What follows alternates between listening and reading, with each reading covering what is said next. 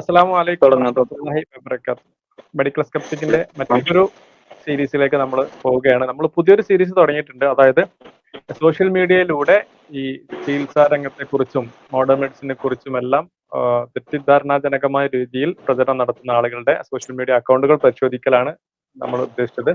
നമ്മൾ കഴിഞ്ഞ തവണ ഇവരുടെ തന്നെ സ്ഥാപനമായ അക്യുപഞ്ചർ അക്കാഡമിയുടെ ഒരു വീഡിയോ ചെയ്തു. അതിനുശേഷം ഇവരുടെ തന്നെ ഒരു ചാവേർ പോരാളി എന്നൊക്കെ പറയാം ആയിട്ടുള്ള ഒരു ലേഡിയെ കുറിച്ചാണ്. ആ ലേഡിയുടെ പേര് നമ്മൾ ഡീറ്റെയിൽ ഒന്നും പറയുന്നില്ല, കാരണം ഒരു സ്ത്രീ ആയത് കാരണം നമുക്ക് പിന്നെ പേരൊക്കെ പുറത്ത് ഇങ്ങനെ പറയാനുള്ള ഒരു പ്രയാസമുണ്ട്. അവരുടെ പ്രൈവസിയെ മാനിക്കണമല്ലോ. പക്ഷെ അവര് സോഷ്യൽ മീഡിയ എന്നുള്ള സ്ഥലത്ത് പബ്ലിക് ഡൊമൈനിലാണ് ഈ എല്ലാവിധ ഇത്തരം പിന്നെ തെറ്റിദ്ധാരണജനകമായ ആളുകളെ ബുദ്ധിമുട്ടിലാക്കുന്ന രൂപത്തിലൊക്കെ പ്രചരിപ്പിക്കുന്നത്. ആ സോഷ്യൽ മീഡിയ അക്കൗണ്ടുകൾ പരിശോധിക്കലാണ് നമ്മൾ ഇന്നത്തെ ഈ എപ്പിസോഡിൽ ഉദ്ദേശിക്കുന്നത്. അതോടൊപ്പം യു എയിലെ ഫാർമസിസ്റ്റ് കൂടിയായ ഫാസിൽ മുഹമ്മദ് ആണ്. സുഹൃത്തിനെ വെൽക്കം ചെയ്യാണ്. ഷമീം കൂടെ ഇതിൽ ജോയിൻ ചെയ്ത് പറഞ്ഞിട്ടുണ്ട്. ഇൻഷാ അല്ലാഹ് നമ്മൾ ഓരോന്ന് എടുക്കാം. ഞാൻ റീസെന്റ് നോക്കിയിട്ടില്ല. അപ്പൊ ഏറ്റവും പുതിയ ഒരു ഒന്ന് ഇവരുടെ പോസ്റ്റ് എന്ന് പറയുന്നത് ഈ സ്ത്രീയെ കുറിച്ച്, ഈ പെൺകുട്ടിയെ കുറിച്ച് പറയുകയാണെങ്കിൽ അദ്ദേഹം അറബിക് കോളേജ് പഠിച്ച് കഴിഞ്ഞ് ഈ ചികിത്സാ രംഗത്തേക്ക് ഇറങ്ങിയാണ്. അപ്പൊ പിന്നെ അത് ചികിത്സാ രംഗത്തുള്ള ഇവരുടെ വിവരം എത്രത്തോളം ഉണ്ട് നമുക്ക് ഊഹിക്കാലോ. അഫ്ദലുൽ ഉലമ എന്ന് പറയുന്നത് മോശം കോഴ്സ് അല്ല. അഫ്ദലുൽ ഉലമ ഒരിക്കലും ഒരു രോഗിയെ ചികിത്സിക്കാനോ ഒന്നല്ല പഠിപ്പിക്കണം, നമുക്ക് എല്ലാവർക്കും അറിയാം. എന്നിട്ട് ഇവര് പിന്നെ ആ നിലക്ക് ചികിത്സയെക്കുറിച്ച് യാതൊന്നും അറിയാതെ പ്രചരിപ്പിക്കുന്ന ഒരാളാണ്. ഇവരുടെ ഒന്നാമത്തെ പോസ്റ്റ് പിന്നെ മരുന്നിനെ കുറിച്ചാണ്.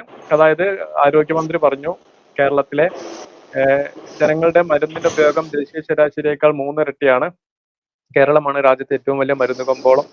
ഇത് ഇവര് സാറ് തെറ്റിദ്ധരിപ്പിക്കുന്നതാണ് ഫാസിൽ മരുന്ന് കഴിക്കുന്നതിനെ കുറിച്ച്. ആവശ്യത്തിന് മരുന്ന് കഴിക്കുന്നതും പിന്നെ ആവശ്യമില്ലാതെ മരുന്ന് കഴിക്കുന്നത് രണ്ടാണ്. അപ്പം ഇവര് എല്ലാം കൂടി മിക്സ് ചെയ്തിട്ടാണ് ജനങ്ങളെ തെറ്റിദ്ധരിപ്പിക്കുന്നത്. നിരന്തരം ഇവര് പോസ്റ്റ് ഇടുന്ന ഒരു സംഗതിയാണ്.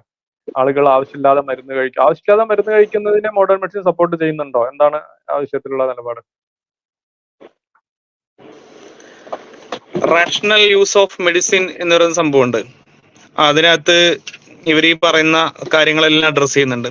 റാഷണൽ എന്ന് പറഞ്ഞാൽ നമ്മൾ കേട്ടിട്ടുണ്ടാവും. റാഷണലിസം എന്ന് പറഞ്ഞാൽ നമ്മൾ യുക്തിപരമായ കൃത്യമായ അസ്ഥാനത്തല്ലാത്ത രൂപത്തിലുള്ള മരുന്നിന്റെ ഉപയോഗത്തെയാണ് റാഷണൽ യൂസ് ഓഫ് മെഡിസിൻ എന്ന് പറയാം. അതിന് ഒരുപാട് തലങ്ങളുണ്ട്. അതിനകത്ത് ഈ ഒരു വിഷയം കൂടി പറഞ്ഞിട്ടുണ്ട്. അസ്ഥാനത്ത് അല്ലെങ്കിൽ അനാവശ്യമായിട്ടുള്ള മെഡിസിന്റെ ഉപയോഗത്തെ കുറിച്ചും അതിനകത്ത് പറയുന്നുണ്ട്. ഒരാള്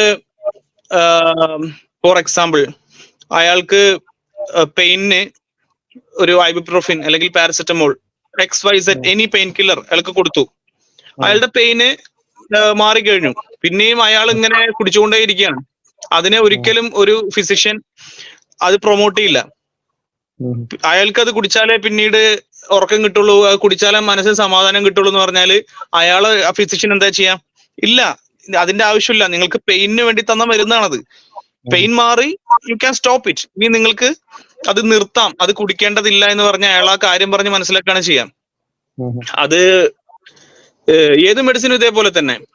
ചില മെഡിസിന് ഒരു അഡിക്റ്റീവ് നേച്ചറുള്ള മെഡിസിൻസ് ഉണ്ട് എന്നത് ശരിയാണ്. പക്ഷേ മോസ്റ്റ് ഓഫ് ദ മെഡിസിൻ അതിന് കൃത്യമായ സമയത്തിന്, കൃത്യമായ അനുപാതത്തിൽ, കൃത്യമായ ഡോസേജിൽ ഒരു കാലാവധി വരെയാണ് കഴിക്കാൻ പറയാറുള്ളത്. ഇവിടെ കൃത്യമായി തന്നെ ഫാസിൽ മുഹമ്മദ് വിശദീകരിച്ചു നമ്മൾ എപ്പോഴാണ് ഒരു മെഡിസിൻ കഴിക്കേണ്ടത്, എങ്ങനെയാണ് കഴിക്കേണ്ടത് എന്നൊക്കെ കൃത്യമായി വിദഗ്ധനായിട്ടുള്ള മെഡിസിൻ പഠിച്ച ഒരു വിദഗ്ധനുള്ള ഡോക്ടറുടെ നിർദ്ദേശാനുസരണമാണ് മെഡിസിൻ കഴിക്കേണ്ടത്. ഡോക്ടർക്ക് അറിയാം ഈ ഒരു പേഷ്യന്റിന്റെ പ്രശ്നം എന്താണ്, ഈ രോഗത്തിന്റെ കാരണം എന്താണ്, അത് എത്ര കാലം മരുന്ന് കഴിക്കണം, ഏതൊക്കെ രൂപത്തിൽ മരുന്ന് കഴിക്കണം എന്ന് ഡോക്ടർ കൃത്യമായിട്ട് അറിയാം. ആ ഡോക്ടർ നിർദ്ദേശിക്കുന്ന രൂപത്തിൽ മാത്രമാണ് മരുന്ന് കഴിക്കേണ്ടത് എന്ന് തന്നെയാണ് മോഡേൺ മെഡിസിൻ ഒക്കെ സൂചിപ്പിക്കുന്നത്. അപ്പൊ ഈ പിന്നെ മരുന്ന് കഴിക്കുമ്പോഴുള്ള ഒരു പ്രശ്നേ സാധാരണ നമ്മൾ പറയാറുണ്ട്, ഡോക്ടർ പ്രിസ്ക്രിപ്ഷനോട് കൂടിയാണ് മരുന്ന് കഴിക്കേണ്ടത്, അല്ലാതെ മരുന്ന് കഴിക്കുന്നതാണ് പ്രശ്നം എന്ന് പറയുമ്പോൾ ഇവർ സാധാരണ കളിയാക്കി, പ്രത്യേകിച്ച് ഈ ലേഡിയൊക്കെ വളരെ കളിയാക്കി ചോദിക്കാറുള്ള സംഗതി എന്താണ്, അതെങ്ങനെ വയറ്റിലെത്തിയ പാരസെറ്റമോൾ അറിയാം, ഡോക്ടർ പറഞ്ഞിട്ടാണോ വന്നത് പറയാതെയാണോ വന്നത് എന്ന് പറഞ്ഞ് പരിഹസിക്കാറുണ്ട്. അതിനെ എങ്ങനെയാണ് ആസ് എ ഫാർമസിസ്റ്റ് ഷമീം അതിന് മറുപടി പറയും? ഡോക്ടർ നിർദ്ദേശിക്കുന്നത് അത് ആവശ്യം ഉണ്ടെങ്കിൽ എന്നുള്ളതാണ് അതിന്റെ ഉത്തരം. ടെമ്പറേച്ചർ കൂടുതലാണോ, ആൾക്ക് ഇത് ആവശ്യമുണ്ടോ എന്നുള്ളതിന്റെ അടിസ്ഥാനത്തിലായിരിക്കുമല്ലോ ഡോക്ടർ മരുന്ന് കുറിക്കുന്നത്. അതാണ് അതുകൊണ്ടുള്ള ഉദ്ദേശം. അല്ലാതെ പാരസെറ്റമോളിന് അറിയുകയോ ഇല്ലയോ എന്നുള്ളതല്ലോ. അത് എല്ലാ മരുന്നും പാരസെറ്റമോൾ എന്ന് മാത്രമല്ല എല്ലാ മരുന്നുകളും അങ്ങനെ തന്നെ. ഇപ്പൊ അലർജി ഉണ്ട്, പിന്നെ ഹിസ്റ്റമിൻസ് കൂടുതൽ റിലീസ് ആകുന്ന ഘട്ടത്തിലാണ് നമ്മൾ ആന്റി ഹിസ്റ്റമിൻ ആയിട്ടുള്ള സെട്രസിൻ പോലുള്ള മരുന്നുകൾ കൊടുക്കുന്നത്. അതേപോലെ ഇപ്പൊ ആന്റിബയോട്ടിക് ആണെങ്കിൽ ഇൻഫെക്ഷൻ ഉണ്ട്, അതിന് ആന്റിബയോട്ടിക് കൊടുത്തേ തീരൂ എന്നുള്ള അവസ്ഥയിലാണല്ലോ ആന്റിബയോട്ടിക് കൊടുക്കുന്നത്. അപ്പൊ ആന്റിബയോട്ടിക്കിന് അത് അറിയുമോ എന്ന് ചോദിക്കേണ്ട ആവശ്യമില്ലല്ലോ. അതെ അതെ അല്ല, ആ പ്രാഥമികവർക്കില്ല, കാരണം ഇവരുടെ വിദ്യാഭ്യാസ ബാക്ക്ഗ്രൗണ്ട് വേറെ. അല്ല, ഇതിനൊരു മറുപടിക്ക് തന്നെ ആവശ്യമില്ല, സ്കോപ്പ് ഇല്ലാത്തൊരു കാര്യമാണ്. തീർച്ചയായിട്ടും തീർച്ചയായിട്ടും അതെ അതെ തീർച്ചയായിട്ടും മറുപടി അതെ അതെ അതെ അതെ അതെ. നമുക്ക് അടുത്ത പോസ്റ്റിലോട്ട് പോവാം. അടുത്തൊരു പോസ്റ്റ്. ഇതിപ്പോ നമ്മള് കാർ ഓടിക്കുമ്പോ കാറിന് അറിയാവോ എവിടാ പോകേണ്ടത് എന്ന് ചോദിക്കുന്ന പോലാണ് അല്ലേ? അതെ അതെ അതെ അതെ. ഞാൻ അടുത്തതിലോട്ട് പോവാം. അത് എന്നെ കൂടെ ടാഗ് ചെയ്തിട്ട് ഇവരിട്ട ഏറ്റവും കൂടുതൽ ചെലവാകുന്നത് അവൻ എല്ലാ മലയാളികൾക്കുമാണ്. ഇയാളെ കുറിച്ച് ഞാൻ പറയാം. ഇത് അൽത്താഫ് മുഹമ്മദ് എന്ന് പറഞ്ഞിട്ട്, ഇദ്ദേഹം പിന്നെ ഇവരുടെ സ്ഥാപനത്തിന്റെ വൈസ് പ്രിൻസിപ്പൾ ആണ്. ഇയാളെ ക്വാളിഫിക്കേഷൻ നോക്കണം. ഈ ചികിത്സാ രംഗത്ത് ഒരു വിദ്യാഭ്യാസം ഇയാൾക്കില്ല. പിന്നെ ഇവരുടെ സ്ഥാപനത്തിന്റെ വൈസ് പ്രിൻസിപ്പൾ ആണ്. ഇയാളാണ് കുട്ടികൾക്ക് ക്ലാസ് എടുത്ത് കൊടുക്കുന്നത്. ഇയാൾ പറയണമെന്ന് ഒന്ന് കേൾക്കാം.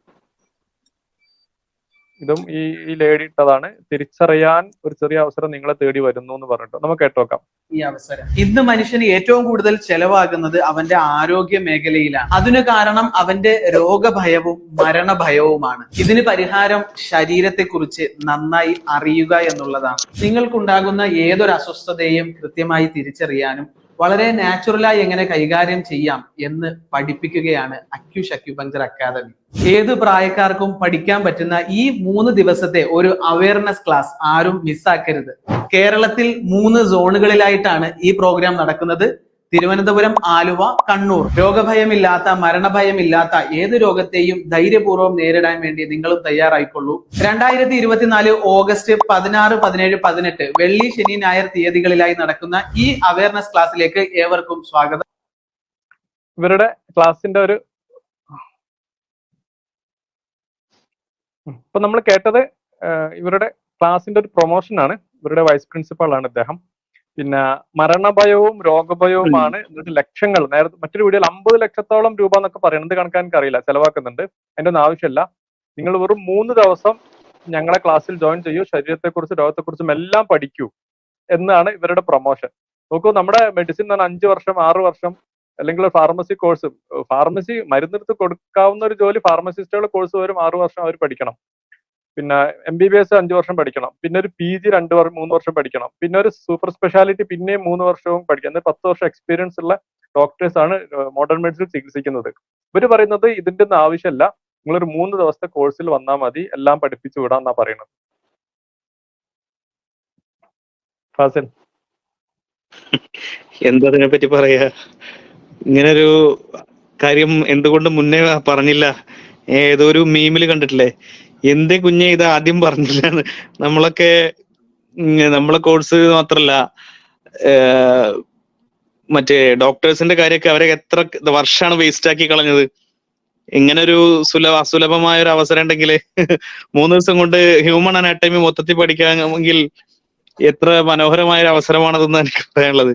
നിങ്ങൾ ആലോചിച്ച് നോക്കൂ, ഓരോ സിസ്റ്റംസ് തന്നെ എന്റെ ഓർമ്മയിൽ നമ്മളൊക്കെ ബേസിക് ആയിട്ടുള്ള ഹ്യൂമൻ അനാട്ടമി 1 വർഷം കൊണ്ട് പഠിച്ചവരാ. നമ്മൾ ഫസ്റ്റ് ഇയർ അനാട്ടമിയിലെ ഓരോ സിസ്റ്റങ്ങളും 3, 4 അവർ ക്ലാസ് കൊണ്ടാണ് നമ്മളെ ലെക്ചേഴ്സ് തീർത്തിട്ടുള്ളത്. ഇപ്പോ ഫ്രം ദ ബിഗിനിങ്, ഇപ്പോ റെസ്പിറേറ്ററി സിസ്റ്റം അല്ലെങ്കിൽ ഡൈജസ്റ്റീവ് സിസ്റ്റം ഒരു അവർ കൊണ്ട് തീരില്ല. 2, 3, 4 അവറാണ് ഒരു സിസ്റ്റം പഠിക്കാന്, അതും വളരെ ബേസിക് ആയിട്ട് പഠിപ്പിച്ചു തരാനേ അവർ ഉപയോഗിക്കാറുള്ളത്. അപ്പൊ ഇവരൊരു 3 മണിക്കൂർ 3 ദിവസം കൊണ്ട് എന്താണ് പറഞ്ഞു കൊടുക്കുന്നതെന്ന് അറിയാനൊരു കൗതുകമുണ്ട്. അതെ, എന്നിട്ട് ഈ ഒരു ട്രെയിനിങ് കിട്ടിയിട്ടാണ് ഈ അറബി കോളേജിലൊക്കെ പഠിച്ച ഈ സ്ത്രീയെ പോലുള്ള പെൺകുട്ടിയെ പോലുള്ള ആളുകൾ ചികിത്സിക്കാൻ വേണ്ടി ഇറങ്ങുകയും, ഇനി അതല്ല കേരളത്തിന്റെ അല്ല ഇന്ത്യയിലെ സാഹചര്യം ചികിത്സിച്ചോട്ടെ, പ്രശ്നമൊന്നുമില്ല. പക്ഷെ അത് പിന്നെ പാവങ്ങളെ തെറ്റിദ്ധരിപ്പിച്ചിട്ടും സാധാരണക്കാര ആളുകളെ മരുന്നൊക്കെ സ്റ്റോപ്പ് ചെയ്യിച്ചിട്ട് ചെയ്യുന്നതിൽ നമുക്ക് ചില പ്രശ്നങ്ങളുണ്ട് എന്നാണ് വിഷയത്തിൽ പറയാനുള്ളത്. നമുക്ക് കുറെ ഉണ്ട് കേട്ടോ, അത് ഒരു 24 ഇരുന്നാലും തീരൊന്നുമില്ല. നമുക്ക് അടുത്തതിലോട്ട് പോവാം. ഇവരുടെ ആചാര്യന്റെ ഒരു സാധനം വന്നു, ഒന്ന് പരിശോധിക്കേണ്ടത്. ഏറ്റവും പ്രധാനപ്പെട്ട രോഗനിർണയ ഉപാധിയായ പൾസ് ഡയഗ്നോസിംഗ് എന്ന് പറയുന്ന ഈ അറിവ് നഷ്ടപ്പെട്ടു പോയ ഒരു കാലം നാം ജീവിക്കുകയാണ്. പഴയ ആയുർവേദം, ഹോമിയോ, അല്ലെങ്കിൽ യുനാനി, സിദ്ധ തുടങ്ങിയ ഒരുപാട് പഴയകാല ചികിത്സകൾ പരിശോധിച്ചാൽ അവരൊക്കെ നാഡി പരിശോധിച്ച് രോഗനിർണയം നടത്തി ചികിത്സിക്കുമായിരുന്നു. നിർഭാഗ്യവശാൽ ഇന്ന് നാഡി പരിശോധന അറിയുന്ന BMS, BUMS, BHMS ഡോക്ടർമാരുണ്ടോ? ഇല്ല. നാഡി പരിശോധന പഠിപ്പിക്കുന്ന ആയുർവേദ കോളേജുകളോ ഹോമിയോ കോളേജുകളോ യുനാനി കോളേജുകളുണ്ടോ? ഇല്ല. നാഡി പരിശോധന ഇന്ന് മനുഷ്യന് കൈവിട്ടു പോകുന്ന സാഹചര്യത്തിലാണ് തിരിച്ചു വീണ്ടും മനുഷ്യനിലേക്ക് മടങ്ങി വന്ന ഈ ഒരു സാഹചര്യം. അക്യുപങ്ക്ചർ ചികിത്സ, ഈ ഒരു ചികിത്സ അറിവിലൂടെ വീണ്ടും പൾസ് ഡയഗ്നോസിക് ഈ സമൂഹത്തിന് നമ്മളിലൂടെ കിട്ടുന്നത്. ആ ഒരു ബോധം നിങ്ങൾ തിരിച്ചറിയണം. കേട്ടില്ലേ? എന്താണ് ഈ പൾസ് ഡയഗ്നോസിസ് ഇപ്പൊ ഇല്ലാന്നാണോ പറയുന്നത്? പിന്നെ പുള്ളി പറയുന്നത് പൾസ് ഡയഗ്നോസിസ് മതി, രോഗനിർണയത്തിന് പൾസ് ഡയഗ്നോസിസ് മതി. ഇത്രയും കാലം അങ്ങനെ ചെയ്തത്. പൾസ് പിടിച്ചു നോക്കി എല്ലാ അസുഖവും മനസ്സിലാക്കാൻ പറ്റും. അങ്ങനെ ആ ഒരു സിസ്റ്റമാണ് ഇവർ ഫോളോ ചെയ്യുന്നത്. അല്ലാണ്ട് വേറെ രോഗനിർണയത്തിന് ആവശ്യമില്ല. കാലഹരണപ്പെട്ടു എന്നാണ് പറയുന്നത് അല്ലെ പൾസ് ഡയഗ്നോസിസ്? അല്ലെ, ഇല്ല, കാലഹരണപ്പെട്ടിട്ടില്ല. അത് അക്യുപങ്ക്ചറിലൂടെ തിരിച്ചു വരണം. അത് മോഡേൺ മെഡിസിൻ അത് കാലഹരണപ്പെടുത്തി അത് അക്യുപങ്ക്ചറിലൂടെ തിരിച്ചു വരണം എന്ന് അദ്ദേഹം പറയുന്നത്. ഇതിപ്പോ നമ്മള് അതിന്റെ കൂടെ ബാക്കി ഇപ്പം ഏതൊരാൾ ആശുപത്രി പോയാലും സലായിക്കൊക്കെ അറിയാമല്ലോ, ഇപ്പൊ നമ്മള് BP നോക്കും. BP ചെക്ക് ചെയ്യുന്നതിന്റെ കൂട്ടത്തിലുള്ള ഒരു സംഭവമാണ് സിസ്റ്റോളിക്കും ഡയസ്റ്റോളിക്കും. പിന്നെ താഴെ വരുന്ന സംഭവം പൾസാണ്, ആളുടെ പൾസ്. അതും റീഡ് ചെയ്യുന്നുണ്ട്. അതിന്റെ കൂടെ ബാക്കി രക്തപരിശോധന, മറ്റു കാര്യങ്ങൾ, ആവശ്യമുള്ള കാര്യങ്ങളെല്ലാം ചെയ്യുന്നുണ്ട്. ഇത് മൂപ്പര് ഇതിന്റെ എന്താ ഉദ്ദേശിക്കുന്നതെന്ന് മനസ്സിലാകുന്നില്ല. മറ്റൊന്നിന്റെ ആവശ്യമില്ല, പൾസ് പിടിച്ചു നോക്കിയാൽ എല്ലാ അസുഖവും അറിയാൻ പറ്റും. അതാണ് അവര് പറയുന്നത്. അവരുടെ രോഗനിർണയം പൾസും പിടിച്ചു നോക്കൽ മാത്രമാണ്. നാഡീ പരിശോധന മാത്രമാണ്. എന്ത് പ്രശ്നം ഉണ്ടെങ്കിലും ശരീരത്തിന്റെ പൾസ് ഡയഗ്നോസിസ്, നാഡീ പരിശോധന. അങ്ങനെയാണെന്നുണ്ടെങ്കിൽ നമുക്ക് ഈ പറഞ്ഞ പോലെ എക്സ്റേ മെഷീൻ, MRI സ്കാനിങ്, പിന്നെ ചെയ്തിരുന്നു. അത് അന്ന് അത്ര സൗകര്യം ഉണ്ടായിരുന്നുള്ളൂ. പൾസ് തന്നെ എന്താ, ഹാർട്ട് ബീറ്റ്സ് മനസ്സിലാക്കാനുള്ളതാണ്. ഹാർട്ട് ബീറ്റ്സ് മനസ്സിലാക്കാൻ, രക്തം പമ്പ് ചെയ്യുക. അപ്പൊ അതാണ് പൾസായിട്ട് മാറുന്നല്ലേ? ശരിയല്ലേ? അതായത് നമ്മുടെ ഹൃദയം 72 പ്രാവശ്യം ആവറേജ് ഇടിക്കും പിന്നെ എന്നുള്ളതാണ് സംഭവം. അത് ആ ലിമിറ്റഡ് ഒരു നോളജ് ഉള്ളൂ. അതെ, അത് കുറച്ച് ഡാറ്റ അതിന്റെ അകത്ത് കിട്ടുള്ളൂ.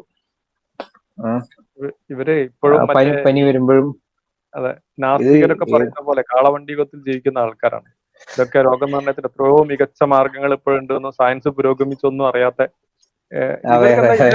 ഇദ്ദേഹം ഇവരുടെ ആചാര്യനാണ്, ആത്മീയ നേതാവാണ്, പ്രിൻസിപ്പൾ ആണ് ഒരു സ്ഥാപനത്തിന്റെ. ഇദ്ദേഹമാണ് ചികിത്സിക്കാൻ പഠിപ്പിക്കുന്നത്. ഇദ്ദേഹത്തിന്റെ യോഗ്യത പോളിടെക്നിക് ഡിപ്ലോമ ആണ്. പിന്നെ യുനാനി മരുന്നുകൾ വിറ്റ് മെഡിക്കൽ റെപ്പായ ഒരു പരിചയമാണ് അദ്ദേഹത്തിനുള്ളത്. ഇദ്ദേഹമാണ് ഇവരുടെ ആചാര്യൻ. ഇദ്ദേഹമാണ് ഈ വലിയ കാര്യങ്ങളൊക്കെ വിളിച്ചു പറയുന്നത്. ഇതിന് വിവരമുള്ളവർ വളരെ ഭംഗിയായിട്ട് ഇങ്ങനെ തേനിൽ പുരട്ടി വളരെ മനോഹരമായിട്ട് ഇങ്ങനെ സംസാരിക്കുമ്പോ അപ്പൊ അത് ആളുകൾ ഇത് എന്തോ സംഭവമാണ് കോട്ടൊക്കെ ഇട്ട് ഇതിപ്പോ ഈ ചികിത്സക ഉണ്ടല്ലോ, നമ്മൾ പറഞ്ഞ അറബി കോളേജിൽ പഠിച്ച ചികിത്സക, ഈ ഇവരെ പോലുള്ള ആളുകൾ ഇത് വലിയ സംഭവമായിട്ട് കൊണ്ടുനടക്കും. കാരണം അവരുടെ യോഗ്യതക്കും അറിവിനനുസരിച്ചുള്ള ഒരു സാധനമാണുള്ളത്. സമൂഹത്തോട് പറയാൻ പറ്റാത്തതാണ് എന്നാണ് വിഷയത്തിൽ പറയാനുള്ളത്. ഇത് ബേസിക് ശാസ്ത്രീയമായിട്ടുള്ള കാര്യം അറിയുന്ന ഒരാൾക്ക് ഇത് മനസ്സിലാക്കി ഇതിന്റെ പൊള്ളത്തരം മനസ്സിലാക്കാവുന്നേ ഉള്ളൂ. തീർച്ചയായിട്ടും. നമുക്ക് അടുത്ത എന്താ പരിശോധിക്കാം. Self curing mechanism. ഇത് പിന്നെ ഇവര് പറഞ്ഞ ഒരു സാധനമാണ്. സെൽഫ് ക്യൂറിംഗ് മെക്കാനിസം ഉണ്ട്. അതായത് നമ്മുടെ ശരീരത്തിൽ സ്വയം പിന്നെ ചികിത്സിക്കാനുള്ള ഒരു മെക്കാനിസം ഉണ്ട്. അങ്ങനെ അതിന്റെ ആവശ്യമുള്ളൂ. ആ മെക്കാനിസം, അതുകൊണ്ട് വേറൊരു ചികിത്സന്റെ ആവശ്യമില്ല. ഇത് കുറെ ഉണ്ട് വായിക്കാന്. പഠനത്തിന് ശേഷം ഒരു കുട്ടിയുടെ മുറിവ് സ്വയം ഉണങ്ങി എന്നുള്ള തെളിവാണ് കാണിക്കുന്നത്. അപ്പൊ ഒരു പോയിന്റ് ഇതാണ്, സെൽഫ് ക്യൂറിംഗ് മെക്കാനിസം ഉള്ള സ്ഥിതിക്ക് നമ്മൾ വേറൊരു ചികിത്സ എടുക്കേണ്ട ആവശ്യമില്ല എന്നുള്ളതാണ് ഇവര് സാധാരണ പറയാറ്.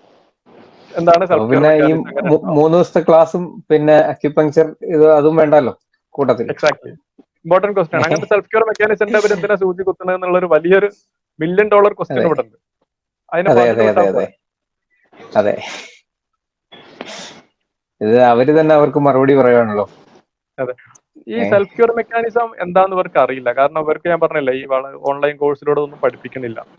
പിന്നെ ഇവര് പറയുന്നത് അക്യുപങ്ക്ചർ അക്കാദമി പഠനത്തിന് ശേഷം അക്യുപങ്ക്ചറിസ്റ്റ് പ്രാക്ടീസ് ചെയ്യുന്നവരുടെ 4 വയസ്സുകാരൻ മകനുണ്ടായ സംഭവം 4G തെറ്റിച്ചും രാസവിഷം കയറ്റും 4G തെറ്റിച്ചും രാസവിഷങ്ങൾ കയറ്റും തെറ്റ് ചെയ്യാത്ത എന്റെ മകന്റെ ശരീരത്തെ സുഖപ്പെടുത്താൻ അവന്റെ ജീവനും അത്രയും എളുപ്പമായിരുന്നു. അതായത് രാസവിഷ മരുന്നൊന്നും കൊടുക്കാതെ ഈ 4G എന്ന് പറഞ്ഞ ഒരു നിയമമുണ്ട് അക്യുപഞ്ചറുകൾ, അത് തെറ്റിക്കാതെയും കൊടുത്തുകൊണ്ട് ഈ സെൽഫ് ക്യൂറിംഗ് മെക്കാനിസത്തിലൂടെ അസുഖം മാറി എന്നാണ്. അപ്പൊ നമ്മുടെ പോയിന്റ് ഇതാണ്, സെൽഫ് ക്യൂർ മെക്കാനിസം ഉണ്ടെങ്കിൽ പിന്നെ നിങ്ങൾ എന്തിനാ ഈ പണിയൊക്കെ ചെയ്യുന്നത്, സിംഗിൾ നീഡിൽ അക്യുപഞ്ചർ സൂചി കുത്തുന്നതെന്നാണ്. സെൽഫ് ക്യൂർ മെക്കാനിസം ശരീരത്തിനുണ്ട്, ആ മെക്കാനിസം ഉപയോഗപ്പെടുത്തിയിട്ടാണ് മരുന്നുകളും വാക്സിനും ഡെവലപ്പ് ചെയ്തെടുക്കുന്നത്.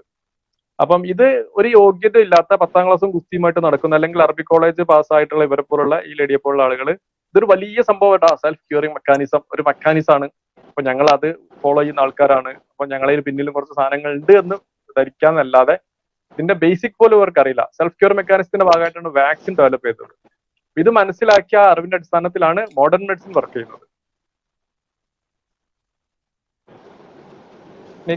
മുറിവൈദ്യന് ആളെ കൊല്ലുന്ന പറയാമായിരിക്കും. അല്പജ്ഞാനം ലിറ്റിൽ നോളജ് ഈസ് ഡേഞ്ചറസ് എന്നൊക്കെ പറയുന്ന പോലെ ചെറിയ എന്തോ ഒരു ചെറിയൊരു പൊട്ട അറിവുണ്ട്, ആ അറിവും വെച്ച് ഒരു പ്രസ്ഥാനം ഉണ്ടാക്കി ആ പ്രസ്ഥാനത്തിന്റെ അപ്പോസ്തലന്മാരെ നടക്കുകയാണ്. എന്താ ചെയ്യാ നമ്മള്? വളരെ സങ്കടകരം. അതെ അതെ, പരിതപിക്കല്ലാതെ നിർവാഹമല്ല. അവരോടൊന്ന് പഠിക്കാൻ വേണ്ടി പറയാൻ നമുക്ക് പറ്റുള്ളൂ. അടുത്ത നമ്മള് ഇവരുടെ തന്നെ ഒരു പോസ്റ്റ്, മരണം ആരാണോ ഭയക്കുന്നത് നമ്മളെ തേടി വരുമെന്ന് ഉറപ്പാണ്, ജീവിച്ചിരിക്കുക. ഒന്ന് വീഡിയോ കേട്ടോ, ഒരു മിനിറ്റ്, ചെറിയ വീഡിയോ. റിസൾട്ട് കണ്ട് അവർ പരിഭ്രമിക്കും, പക്ഷെ അത് പരിശോധിക്കുമ്പോൾ റിസൾട്ട്, ആ റിസൾട്ട് കണ്ട് അവർ പരിഭ്രമിക്കും, പക്ഷെ അത് പരിശോധിക്കാതെ എന്താണോ ചികിത്സകൻ പറയുന്നത് അതുപോലെ ചികിത്സിക്കുകയാണെങ്കിൽ ആ രോഗം മാറും. പക്ഷേ പലപ്പോഴും ആ രോഗം മാറാതിരിക്കാൻ മരണം എന്ന ഭയമാണ് ജനഹൃദയങ്ങളിൽ വെച്ചിട്ടുള്ളത്. മരണം എന്ന ഭയം യഥാർത്ഥത്തിൽ അലോപ്പതി ചികിത്സയുടെ ഒരു ബാക്ക് ബോൺ ആണ്, അല്ലെ? കോവിഡിന് ലോകം മുഴുവൻ അടച്ചുപൂട്ടിയപ്പോൾ എന്ത് പറഞ്ഞാ പേടിപ്പിച്ചത്? മരണം. അപ്പൊ മരണം എന്ന ഭയമാണ് അക്ഷരാർത്ഥത്തിൽ മനുഷ്യ ഹൃദയങ്ങളിൽ അലോപ്പതി കുത്തി നിറച്ചു വെച്ചിട്ടുള്ളത്.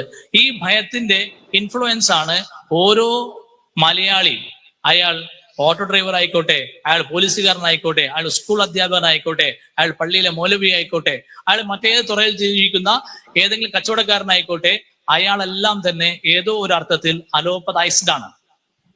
നമ്മളെ കേരളം മുഴുവൻ അലോപ്പതൈസ്ഡ് ആണ്. ഈ അലോപ്പതൈസ്ഡ് ആയിട്ടുള്ള ഈ സമൂഹത്തിൽ രോഗഭയം എന്നുള്ളത് എത്രയോ കാലമായി വിതച്ച വിത്താണ്. ആ വിത്തിൽ നിന്നും പഴങ്ങൾ കൊയ്തുകൊണ്ടാണ് ഇന്നിവിടെയുള്ള ചികിത്സാ മേഖല ചൂഷണ മേഖലയായി മാറിയത്. ജനങ്ങളെ പല അർത്ഥത്തിൽ പണത്തിന് വേണ്ടിയും പല രൂപത്തിൽ ചൂഷണം ചെയ്തുകൊണ്ടിരിക്കുന്നത്. ഈ ചൂഷണത്തിന് അറുതി വരുത്തുന്ന ഒരു ചികിത്സാ ശാസ്ത്രമാണ് അക്യുപങ്ക്ചർ എന്നുള്ളത്. നമുക്കറിയാം. കേട്ടല്ലോ അല്ലേ ഫാസിൽ? ഈ ഗവൺമെന്റിന്റെ തന്നെ ഈ കോവിഡ് വന്നപ്പോ ഗവൺമെന്റിന്റെ തന്നെ സ്റ്റേറ്റ്മെന്റ് ഭയം വേണ്ട ജാഗ്രത മതി എന്നുള്ളതായിരുന്നല്ലോ. കേരളം മൊത്തം അലോപ്പതൈസ്ഡ് ആണെങ്കിൽ ഈ പറഞ്ഞ ഗവൺമെന്റ് അടക്കം അലോപ്പതൈസ്ഡ് ആണെങ്കിൽ അങ്ങനെ ഒരു സ്റ്റേറ്റ്മെന്റ് പറയേണ്ട ആവശ്യമില്ലല്ലോ. അല്ല ഇത് പിന്നെ ഭയം വേണ്ടെന്നല്ലേ പറഞ്ഞത്, ജാഗ്രത. നമ്മൾ ജാഗ്രതയാണല്ലോ ഉദ്ദേശിക്കുന്നത്. അതെ, മരണഭയം പിന്നെ ആണ് ആളുകളെ മരിക്കുന്നു പേടിപ്പിച്ച് നിർത്തിയിട്ടാണ് അലോപ്പതി മെഡിസിൻ അവരുടെ പിന്നെ അവരുടെ മാഫിയ കെട്ടിപ്പടുക്കുന്നത്. അതിനെതിരെയുള്ള ഒരു പോരാട്ടമാണ് എന്നാണ് ഇവർ പറയുന്നത്.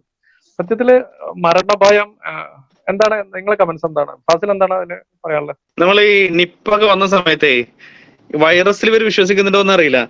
ഇനി നിപ്പ അടുത്ത് റിപ്പോർട്ട് ചെയ്തെന്നല്ലോ, നിപ്പ ബാധിച്ച ആൾക്കാരുടെ ആ ചികിത്സയിലേക്ക് ഇവരെ കൂടി കയറ്റി വിടണം എന്ന് എനിക്ക് ഇവിടുത്തെ അധികൃതരോട് റിക്വസ്റ്റ് ചെയ്യാനുള്ളത്. കാരണം ഇവർക്ക് ഭയമില്ല, അതേപോലെ നിപ്പ എന്ന് പറഞ്ഞാൽ വിശ്വാസമില്ല, പിന്നെ ഭയം ഉണ്ടാക്കി തീർക്കാന്ന് പറയുന്നത്. മരണഭയം വെറുതെ പറഞ്ഞുണ്ടാക്കുന്ന സംഗതിയാണെന്നാ പറയുന്നത്. അപ്പൊ ഈ രൂപത്തില് നിപ്പ ബാധിച്ച ആൾക്കാരെ അതേപോലെ തന്നെ വൈറൽ ഡിസീസുകൾ ബാധിച്ച ആൾക്കാരുടെ ഇടയിലേക്ക് ഇവരെ കയറ്റി വിടണം. ഇവരത് ഏറ്റെടുക്കും എന്നാണ് എനിക്ക് തോന്നുന്നത്. ഇവർക്ക് യാതൊരു ഭയവുമില്ലാതെ അത്രയും കറേജിയസ് ആയ ആൾക്കാരല്ലേ. ഇനി മുതൽ ഇവരെ ഏൽപ്പിക്കാം ഈ രൂപത്തിലുള്ള ചാലഞ്ചിങ് ആയിട്ടുള്ള കാര്യങ്ങൾ. എന്താണ് ഈ പറയുന്നതിന്റെ അർത്ഥം എനിക്ക് മനസ്സിലാവുന്നില്ല. കാരണം ഭയക്കേണ്ട ഒരു സംഗതിയെ ഭയന്നുകൊണ്ട് എന്താണ് തെറ്റുള്ളത്? ഭയക്കേണ്ട, തീർച്ചയായും ഭയക്കേണ്ട ഒരു സംഗതിയെ നമ്മൾ ഭയന്നുകൊണ്ട് എന്താണ് തെറ്റുള്ളത്? അതെ അതെ, പണ്ട് ഇങ്ങനെ പറഞ്ഞ ആൾക്കാർ പലരും ഞാനൊന്ന് ലീവ് ഉണ്ട്, ഒറ്റ മിനിറ്റ്. പണ്ട് ഇതേ വാദം പറഞ്ഞ ആൾക്കാർ പലരും ഇന്ന് മണ്ണിനടിയിലായി. പിന്നെ ഞാൻ പിന്നെ വവ്വാല് കടിച്ച പഴം ഞാൻ തിന്ന് കാണിക്കാം. അപ്പൊ മൂപ്പറുടെ വിചാരം എന്താ, എല്ലാ വവ്വാല് കടിച്ച പഴത്തിലും ഈ നിപ്പ വരുമെന്നാണ്. നിപ്പ ഉള്ള കടിച്ച വവ്വാല് കടിച്ച പഴം അല്ലെ, അത് കടിച്ചാലാണ് പ്രശ്നം വരുമെന്നാണ് ഉദ്ദേശിച്ചിട്ടുള്ളത്. അപ്പം ശരിക്കും ഫാസിൽ പറഞ്ഞ പോലെ ഇങ്ങനെ ഒരു പരീക്ഷണത്തിന് ഇവർ തയ്യാറാവോ? അതെ, അതപ്പോ അതൊരു നമ്മൾ ചോദ്യമാണ്. ഒരു ഈ പേ പിടിച്ച നായ, ഭ്രാന്തൻ നായൊക്കെ ഉണ്ടല്ലോ, പേ പിടിച്ച നായ ഉള്ളിടത്തേക്ക് എനിക്ക് പേടിയൊന്നുമില്ല ഞാൻ പോകും എന്ന് പറയുന്ന ആ ഒരു ബുദ്ധി അവർക്കുള്ളൂ. അതായത് ഒരു കൊച്ചുകുട്ടിയുടെ അതെ അതെ, ഒരു സ്കൂൾ പയ്യന്റെ ഒരു പക്വതയില്ലാത്തൊരു നിലവാരം. മാത്രമല്ല പ്രവാചകൻ, ഞാൻ പറയാറുണ്ട് ഇവർക്ക്, പിന്നെ പ്രവാചകൻ ഇവരത്ര ഈമാനില്ല. കാരണം പ്രവാചകൻ പറഞ്ഞത് ഒരു സ്ഥലത്ത് പകർച്ചവ്യാധി വന്നിട്ടുണ്ടെങ്കിൽ അങ്ങോട്ട് പോവരുത് എന്നാണ്. അതെ, ഇവരുടെ ഭാഷയിൽ പറഞ്ഞാല് പ്രവാചകനൊക്കെ പേടിയുള്ള ആള്, മരണഭയമുള്ള ആള് എന്ന് പറയേണ്ടി വരും. അതെ അതെ, മരണത്തെ പറ്റി ചിന്തിക്കണമെന്നല്ലേ അതെ അതെ അതെ. പറയുന്നത്. അപ്പൊ ഇത് എന്താണ്, അല്പജ്ഞാനമുള്ള അണികളെ എന്തും പറഞ്ഞു പറ്റിക്കാം എന്നതിലപ്പുറം മറ്റൊന്നും ഇല്ല എന്നുള്ളതാണ്. നമുക്ക് അടുത്ത പോസ്റ്റ്.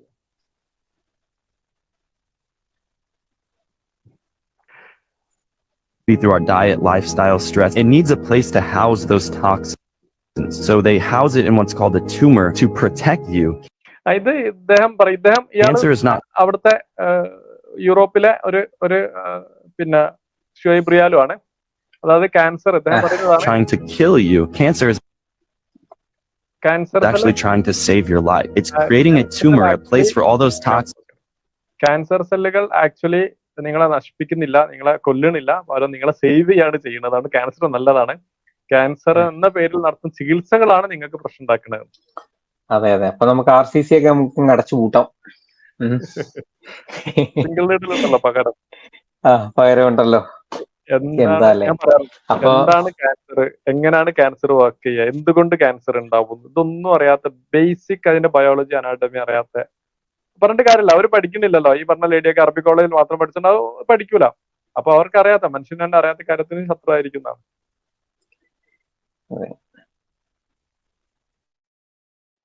ഇതാണ് അവസ്ഥ. കാരണം ഒരു സംബന്ധിച്ചിടത്തോളം യാതൊരു ബേസിക് ധാരണ എങ്ങനെയാണ് ഒരു ക്യാൻസർ ഉണ്ടാവുക. നമ്മുടെ കോശങ്ങൾ അനിയന്ത്രിതമായിട്ട് പെറ്റുപെരുകുമ്പോഴാണ് അത് ക്യാൻസർ ആയിട്ട് മാറുക.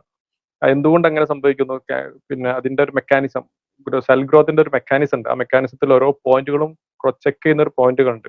അതായത് പിന്നെ ഒരു പോയിന്റിൽ വെച്ചിട്ട് ഈ സെല്ല് അടുത്ത് റീപ്രൊഡ്യൂസ് ചെയ്യാനുള്ള യോഗ്യതയുള്ള സെല്ലാണോ, അല്ലെങ്കിൽ അതിനെന്തെങ്കിലും പ്രശ്നമുണ്ടോ ചെക്ക് ചെയ്ത്, പ്രശ്നമില്ല, പൂർണ്ണ ആരോഗ്യമുള്ള സെല്ലാണെങ്കിൽ മാത്രം അതിനെ പിന്നെ എന്താ പറയാ, സെല്ലിന്റെ ഗ്രോത്ത് നെക്സ്റ്റ് ഫേസിലോട്ട് കടത്തിവിടുന്ന ഒരു മെക്കാനിസം ഉണ്ട്. ആ മെക്കാനിസത്തിൽ എന്തെങ്കിലും പ്രശ്നം ഉണ്ടെങ്കിൽ ആണ് യാതൊരു നിയന്ത്രണവും ഇല്ലാതെ സെല്ലുകൾ ഇങ്ങനെ പെറ്റുപെരുകിക്കൊണ്ടിരിക്കുക.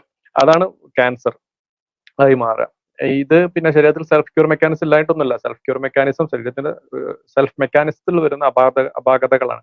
അതെന്തുകൊണ്ട് എന്ന് കണ്ടെത്തുകയും അത് എന്തുകൊണ്ട് ആ ഒരു പ്രോട്ടീൻ ലെവലിൽ അങ്ങനെ വർക്ക് ചെയ്യുന്നൊക്കെ മനസ്സിലാക്കുകയും എന്നിട്ട് അതിനനുസരിച്ചുള്ള മെഡിസിൻ കൊടുക്കുകയും ട്രീറ്റ്മെന്റ് കൊടുക്കുകയാണ് മോഡേൺ മെഡിസിൻ ചെയ്യുന്നത്. ഇപ്പൊ എന്താണ് ക്യാൻസർ എന്നോ എന്തുകൊണ്ട് സംഭവിക്കണമെന്നോ ഒന്നും അറിയാതെ ക്യാൻസർ നല്ലതാണ്, മോഡേൺ മെഡിസിൻ എന്തൊക്കെ നല്ല പറഞ്ഞു അതിനൊക്കെ എതിര് നിൽക്കുന്ന ഒരു റിബല്യൻ മനോഭാവം മാത്രമാണ് ഇവർക്കുള്ളത് എന്നാണ് ഇതിനെ കുറിച്ച് പറയാനുള്ളത്.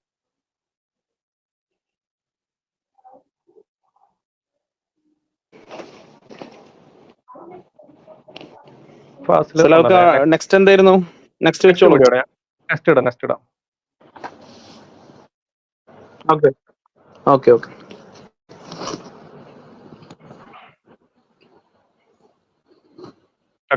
ഇതാണ് മറ്റൊരു പോസ്റ്റ്. പിന്നെ മരുന്ന് കഴിച്ച് കിഡ്നി കേടാവില്ലെന്ന് വാദിക്കുന്ന ചില ആൾക്കാരുണ്ട്. ഒരുപാട് പഠനങ്ങൾ മറച്ചു വെച്ച് വീഡിയോ ഇറക്കുന്ന കുറെ മെഡിക്കൽ സെപ്റ്റിക്സ് ആണ് നമ്മളെ കുറിച്ചാണ് പറഞ്ഞത്. മെഡിക്കൽ സെപ്റ്റിക്സ് ആളുണ്ട്, കണ്ണ് തുറന്ന് കാണുക. അപ്പൊ ഇദ്ദേഹം പറയുന്ന ഇത് ഞാൻ ഇൻസ്റ്റാഗ്രാം പോസ്റ്റ് ആണ്.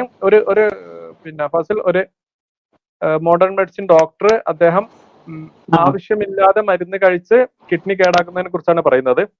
അതാണ് ഇദ്ദേഹം എടുത്തിട്ട് പിന്നെ നമ്മളോട് പറയുന്നത്, മരുന്ന് കഴിച്ചാലും കിഡ്നി കേടാവും, ഞങ്ങൾ പറഞ്ഞു ശരിയായില്ലേ എന്ന് പറയുന്നുണ്ട്. മരുന്ന് എത്രത്തോളമാണ് കഴിക്കേണ്ടത്, എത്ര കഴിച്ചാലാണ് കിഡ്നി കേടാവുന്നത്, നമ്മൾ തന്നെ ഓരോ മെഡിസിന്റെയും അതിനകത്തുള്ള ലീഫ്ലെറ്റിൽ എഴുതിയിട്ടുണ്ട്. ഏതൊക്കെ മരുന്നാണ് എന്തൊക്കെ പ്രശ്നങ്ങളാണ് ഉണ്ടാക്കുക എന്ന് കൃത്യമായിട്ട് നമ്മൾ തന്നെ അവർക്ക് കൊടുക്കുന്ന മരുന്നിന്റെ ബോക്സിന്റെ അകത്തുള്ള പേപ്പറിനകത്ത് വ്യക്തമായിട്ട് എഴുതിയിട്ടുണ്ട്. ഇത്ര കഴിക്കരുത്, ഇത്രയേ കഴിക്കാവൂ എന്നൊക്കെ പറഞ്ഞിട്ടാ കൊടുക്കുന്നത്. അതെ, ഇതിന് പിന്നീട് സാധ്യതയുള്ള അവര് ആൾക്കാർക്ക് എന്തടിസ്ഥാനത്തിലാണ് ഈ പറയുന്നത്? അത് അതെ, ഡൈക്ലോഫിനാക്ക് പൊട്ടാഷ്യം നമ്മൾ കൊടുക്കാറില്ല. പിന്നെ ഓരോന്നിനും ഓരോ ടോക്സിസിറ്റി ഉണ്ടല്ലോ. കിഡ്നി അടിച്ചു പോകുന്നത് സാധനങ്ങള്, പിന്നെ ചില ആൾക്കാർക്ക് അങ്ങനെ പ്രശ്നം സാധ്യതയുള്ള ആൾക്കാർക്ക് കൊടുക്കില്ല. പിന്നെ അതിന് അളവും കൃത്യമായ കാര്യങ്ങളുടെയൊക്കെ അടിസ്ഥാനത്തിലല്ലേ നമ്മൾ കൊടുക്കാറ്. അതെ അതെ, ഇതിൽ എനിക്ക് നിങ്ങളെ രണ്ടുപേരുടെ സഹായം വേണ്ടത്. ഞാൻ ഇതിലൊരു കമന്റ്സ് ഇട്ടിരുന്നു. പിന്നെ ഇത് ഡോക്ടറെ നിർദ്ദേശാനുസരണം മരുന്ന് കഴിക്കുന്നതിനെ കുറിച്ചല്ല, ഡോക്ടർ നിർദ്ദേശം ഇല്ലാതെ മരുന്ന് കഴിക്കുന്നതിനെ കുറിച്ചാണെന്ന് ഒരു കമന്റ് ഇട്ടപ്പോൾ ഈ ലേഡിയുടെ ഒരു കമന്റ് ഞാൻ വായിക്കാം. ഡോക്ടർ നിർദ്ദേശിച്ച് കഴിച്ച സൈഡ് എഫക്ട് അങ്ങ് നീക്കും അതൊരു പ്രകടിപ്പിച്ചു. എന്റെ പ്രിയ മരുന്നേ, ഇത് ഒരു ട്രോളായിട്ട് എഴുതിയാണ്. എന്റെ പ്രിയ മരുന്നേ, ഇത് ഡോക്ടർ എഴുതിയപ്പോഴാണ് ഞാൻ കഴിച്ചത്, അതുകൊണ്ട് എന്നെ തൊട്ടുപോകരുതെന്ന് പറയും. അതായത് സൈഡ് എഫക്ട് പറയും. എന്റെ പ്രിയ മരുന്നേ, ഇത് ഡോക്ടർ എഴുതിയോണ്ടാണ്, അതുകൊണ്ട് എന്നെ തൊട്ടുപോകരുത്. നീ മെഡിക്കൽ സ്റ്റോറിൽ പോയി വാങ്ങിയ മരുന്നാണെങ്കിൽ പറയും ഞാൻ നിന്നെ വിടൂല. അപ്പൊ സൈഡ് എഫക്ട് പറയാണ്, കേട്ടില്ല നിങ്ങള്? പിന്നെ ഇതാണ് ഇവരുടെ ഒരു വിദ്യാഭ്യാസം. അപ്പൊ എന്താ ഇത് എങ്ങനെ പറഞ്ഞു ഇവർക്ക് പറഞ്ഞാൽ മനസ്സിലാവില്ലേ? കാരണം അവരുടെ ക്വാളിഫിക്കേഷൻ അത്രേ ഉള്ളൂ. അത് അവർ സമ്മതിക്കുന്നുണ്ട് കേട്ടോ. അടുത്ത കമന്റില് ശരി, എനിക്ക് കുറച്ച് വിദ്യ കൊണ്ടുള്ള അഭ്യാസക്കുറവുണ്ട് എന്ന് പറയാണ്. അപ്പൊ ഇത്രയുള്ള ഇവര്, അതായത് പിന്നെ ഡോക്ടർ എഴുതിയ സൈഡ് എഫക്ട് ഉണ്ടാവില്ല. അപ്പൊ മരുന്ന് പറയും പോലും ഞാൻ ഡോക്ടർ എഴുതിയ മരുന്നാണ്, എന്നെ സൈഡ് എഫക്ട് എന്നെ സമീപിക്കരുത്. മെഡിക്കൽ സ്റ്റോറിൽ പോയി വാങ്ങിയ മരുന്നാണെങ്കിൽ സൈഡ് എഫക്ട് പറഞ്ഞാൽ നിന്നെ വിടില്ല, ഞാൻ ഡോക്ടർ എഴുതാതെ വന്നതല്ലേ.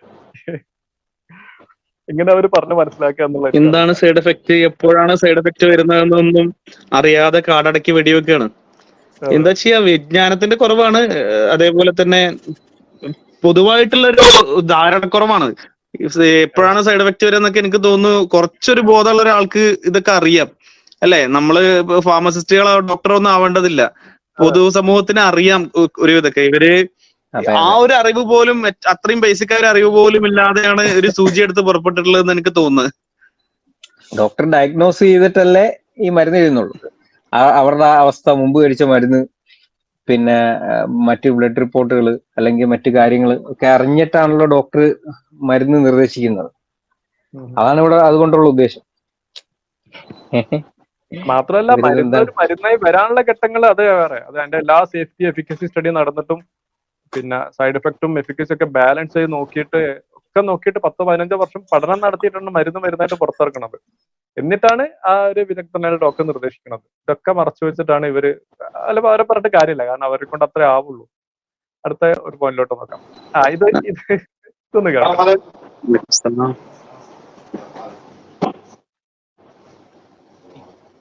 ഇത് നമ്മൾ അതല്ല ഉദ്ദേശം, ഞാൻ മാറില്ല. അതല്ല ഉദ്ദേശം, ഞാൻ ഇവിടെ പിന്നെ ചൂടാണ്ട് AC ഒന്നും ഇല്ല. അത്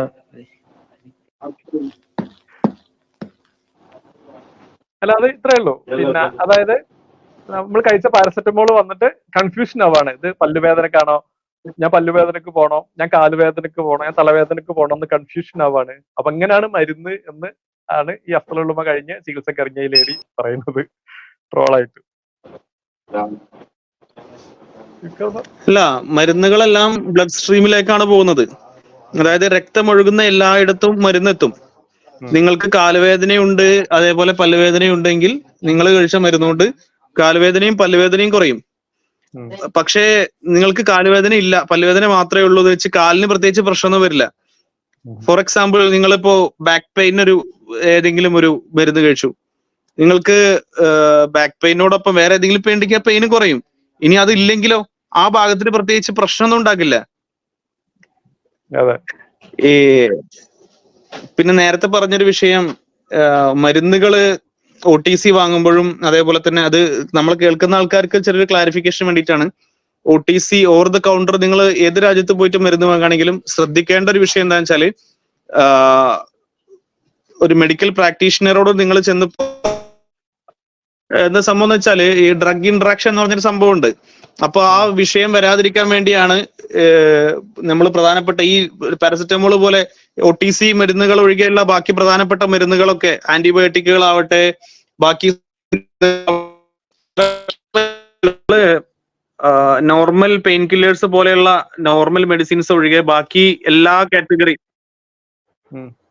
ഡയബറ്റീസ് ഉള്ള മെഡിസിൻ ആവട്ടെ, സൈക്കാട്രിക് മെഡിസിൻസ് ആവട്ടെ, അതേപോലെ തന്നെ ആന്റിബയോട്ടിക്സ് ആവട്ടെ, വലിയൊരു റേഞ്ച് ഓഫ് മെഡിസിൻസ് ഉണ്ട്. അതൊക്കെ നമ്മൾ ഡോക്ടറുടെ സൂപ്പർവിഷനോട് അല്ലാതെ കഴിക്കാൻ പാടില്ല എന്ന് പറയാൻ കാരണം, നമ്മള് ഡ്രഗ് ഇന്ററാക്ഷൻ എന്ന് പറഞ്ഞൊരു സംഭവം ഉണ്ട്. ഡ്രഗ് ഇന്ററാക്ഷൻ, അതേപോലെ drug food interaction, drug disease interaction, drug ബാക്കിയുള്ള മറ്റു പല സാധനങ്ങളുമായിട്ടുള്ള ഇന്ററാക്ഷൻ ഉണ്ട്. അപ്പോ ആ ഇന്ററാക്ഷൻസും കാര്യങ്ങളെല്ലാം കൃത്യമായിട്ട് പഠിച്ചാണ് ഒരു ഡോക്ടർ ഈ വക കാര്യങ്ങൾ. നിങ്ങൾക്ക് മുമ്പ് ഏതെങ്കിലും അസുഖത്തിന് മരുന്ന് കഴിക്കുന്നുണ്ടോ, നിങ്ങൾക്ക് ഏതെങ്കിലും അസുഖങ്ങളുണ്ടോ, നിങ്ങൾക്ക് ആൽക്കഹോളിസം ഉണ്ടോ, സ്മോക്കിംഗ് ഉണ്ടോ, ഈ കാര്യങ്ങളെല്ലാം ചോദിച്ചിട്ടാണ് ഡോക്ടേഴ്സ് മരുന്ന് എഴുതുന്നത്. അപ്പോ ഈ വക കാര്യങ്ങളുടെ എല്ലാം കൃത്യമായ ഹിസ്റ്ററിയോട് കൂടിയാണ് ഇത് അറിഞ്ഞ ശേഷമാണ് ഡോക്ടർ കുറിപ്പടി തയ്യാറാക്കുന്നത്. അപ്പൊ ഇവര് പറയുന്നത് ഡോക്ടർ കുറിപ്പടിയും ഇതേപോലെ തന്നെ റാൻഡംലി ഏതെങ്കിലും ഫാർമസി പോയിട്ട് മരുന്ന് വാങ്ങി കഴിക്കുന്നതും രണ്ടും ഒരേപോലെയാണ്. മരുന്നിനെ അറിയില്ലല്ലോ എന്നാണ്. മരുന്നിനെ അറിയില്ല, പക്ഷെ ഡോക്ടർക്ക് അറിയാം. അതുകൊണ്ടാണ് അത് അറിയുന്ന ഡോക്ടറുടെ അടുത്ത് പോയിട്ടേ വാങ്ങാൻ പറയുന്നത്. ആൾക്കാര് നിയമം തെറ്റിച്ച് വിൽക്കുന്നതും വാങ്ങുന്നതും അതിന് നമുക്ക് കുറ്റവാളി മോഡേൺ മെഡിസിൻ ആണോ? മോഡേൺ മെഡിസിൻ എങ്ങനെ കുറ്റവാളിയാകുന്നത്? നിയമം തെറ്റിച്ചുകൊണ്ട് ആളുകൾ കുറിപ്പടി ഇല്ലാതെ വിൽക്കാൻ പാടില്ലാത്ത മരുന്നുകൾ വിൽക്കുന്നതിന് മോഡേൺ മെഡിസിൻ ഉത്തരവാദിയല്ല. അതേപോലെ തന്നെ അങ്ങനെ വാങ്ങാൻ പാടില്ലാത്ത മരുന്നുകൾ ആൾക്കാർ പോയി വാങ്ങുന്നുണ്ടെങ്കിൽ അതിനും മോഡേൺ മെഡിസിൻ ഉത്തരവാദിയാകുന്നില്ല. അതെ അതെ, തീർച്ചയായിട്ടും പറയുന്നത് കേട്ടെന്ന് ഞാൻ വിശ്വസിക്കുന്നത്. തീർച്ചയായിട്ടും ക്ലിയർ ആണ്, പോയിന്റ് ക്ലിയർ ആണ്. തീർച്ചയായിട്ടും ഇത് ഈ രംഗത്തെ അറിവും വിദ്യാഭ്യാസമുള്ള ആളുകൾക്ക് മനസ്സിലാവും. പക്ഷെ ഇവരെ പോലെ ചില പ്രത്യേക ലക്ഷ്യങ്ങളായി നടക്കുന്ന ആളുകൾക്ക് ഇത് ബോധ്യപ്പെട്ടില്ല എന്ന് ഉറപ്പാണ്. ഇവർ അടുത്തൊരു വീഡിയോയിലോട്ട് നോക്കാം.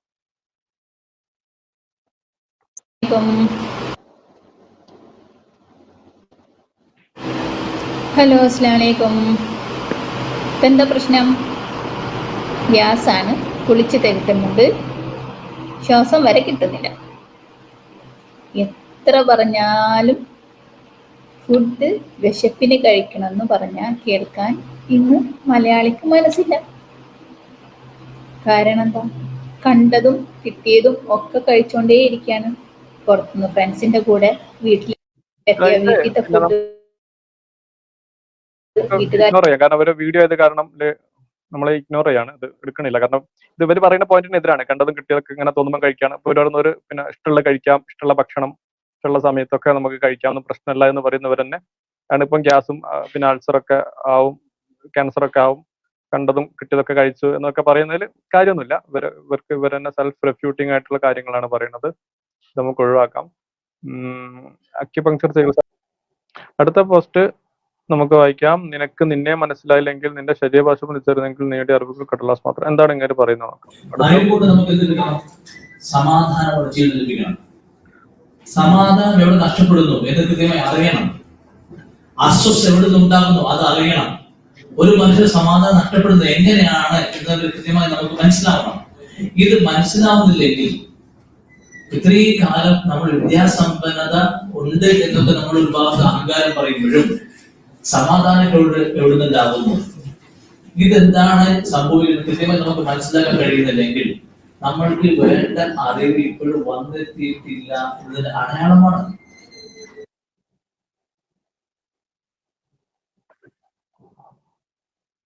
ഇങ്ങനെ എന്തിനെ കുറിച്ചാ പറയുന്നത് എനിക്ക് ക്ലിയർ ഇല്ല. സമാധാനം എന്താണ് സമാധാനം, അറിവുമായി ബന്ധപ്പെട്ട സമാധാനം എന്തിനെ കുറിച്ചാ പറയുന്നത് എനിക്ക് അറിയുന്നില്ല. പിന്നെ സമാധാനം കിട്ടുന്നില്ലെങ്കിൽ അറിവ് പോരാ എന്നുള്ളത് അത് മതത്തെ കുറിച്ചാണ്. മതത്തിൽ കാരണം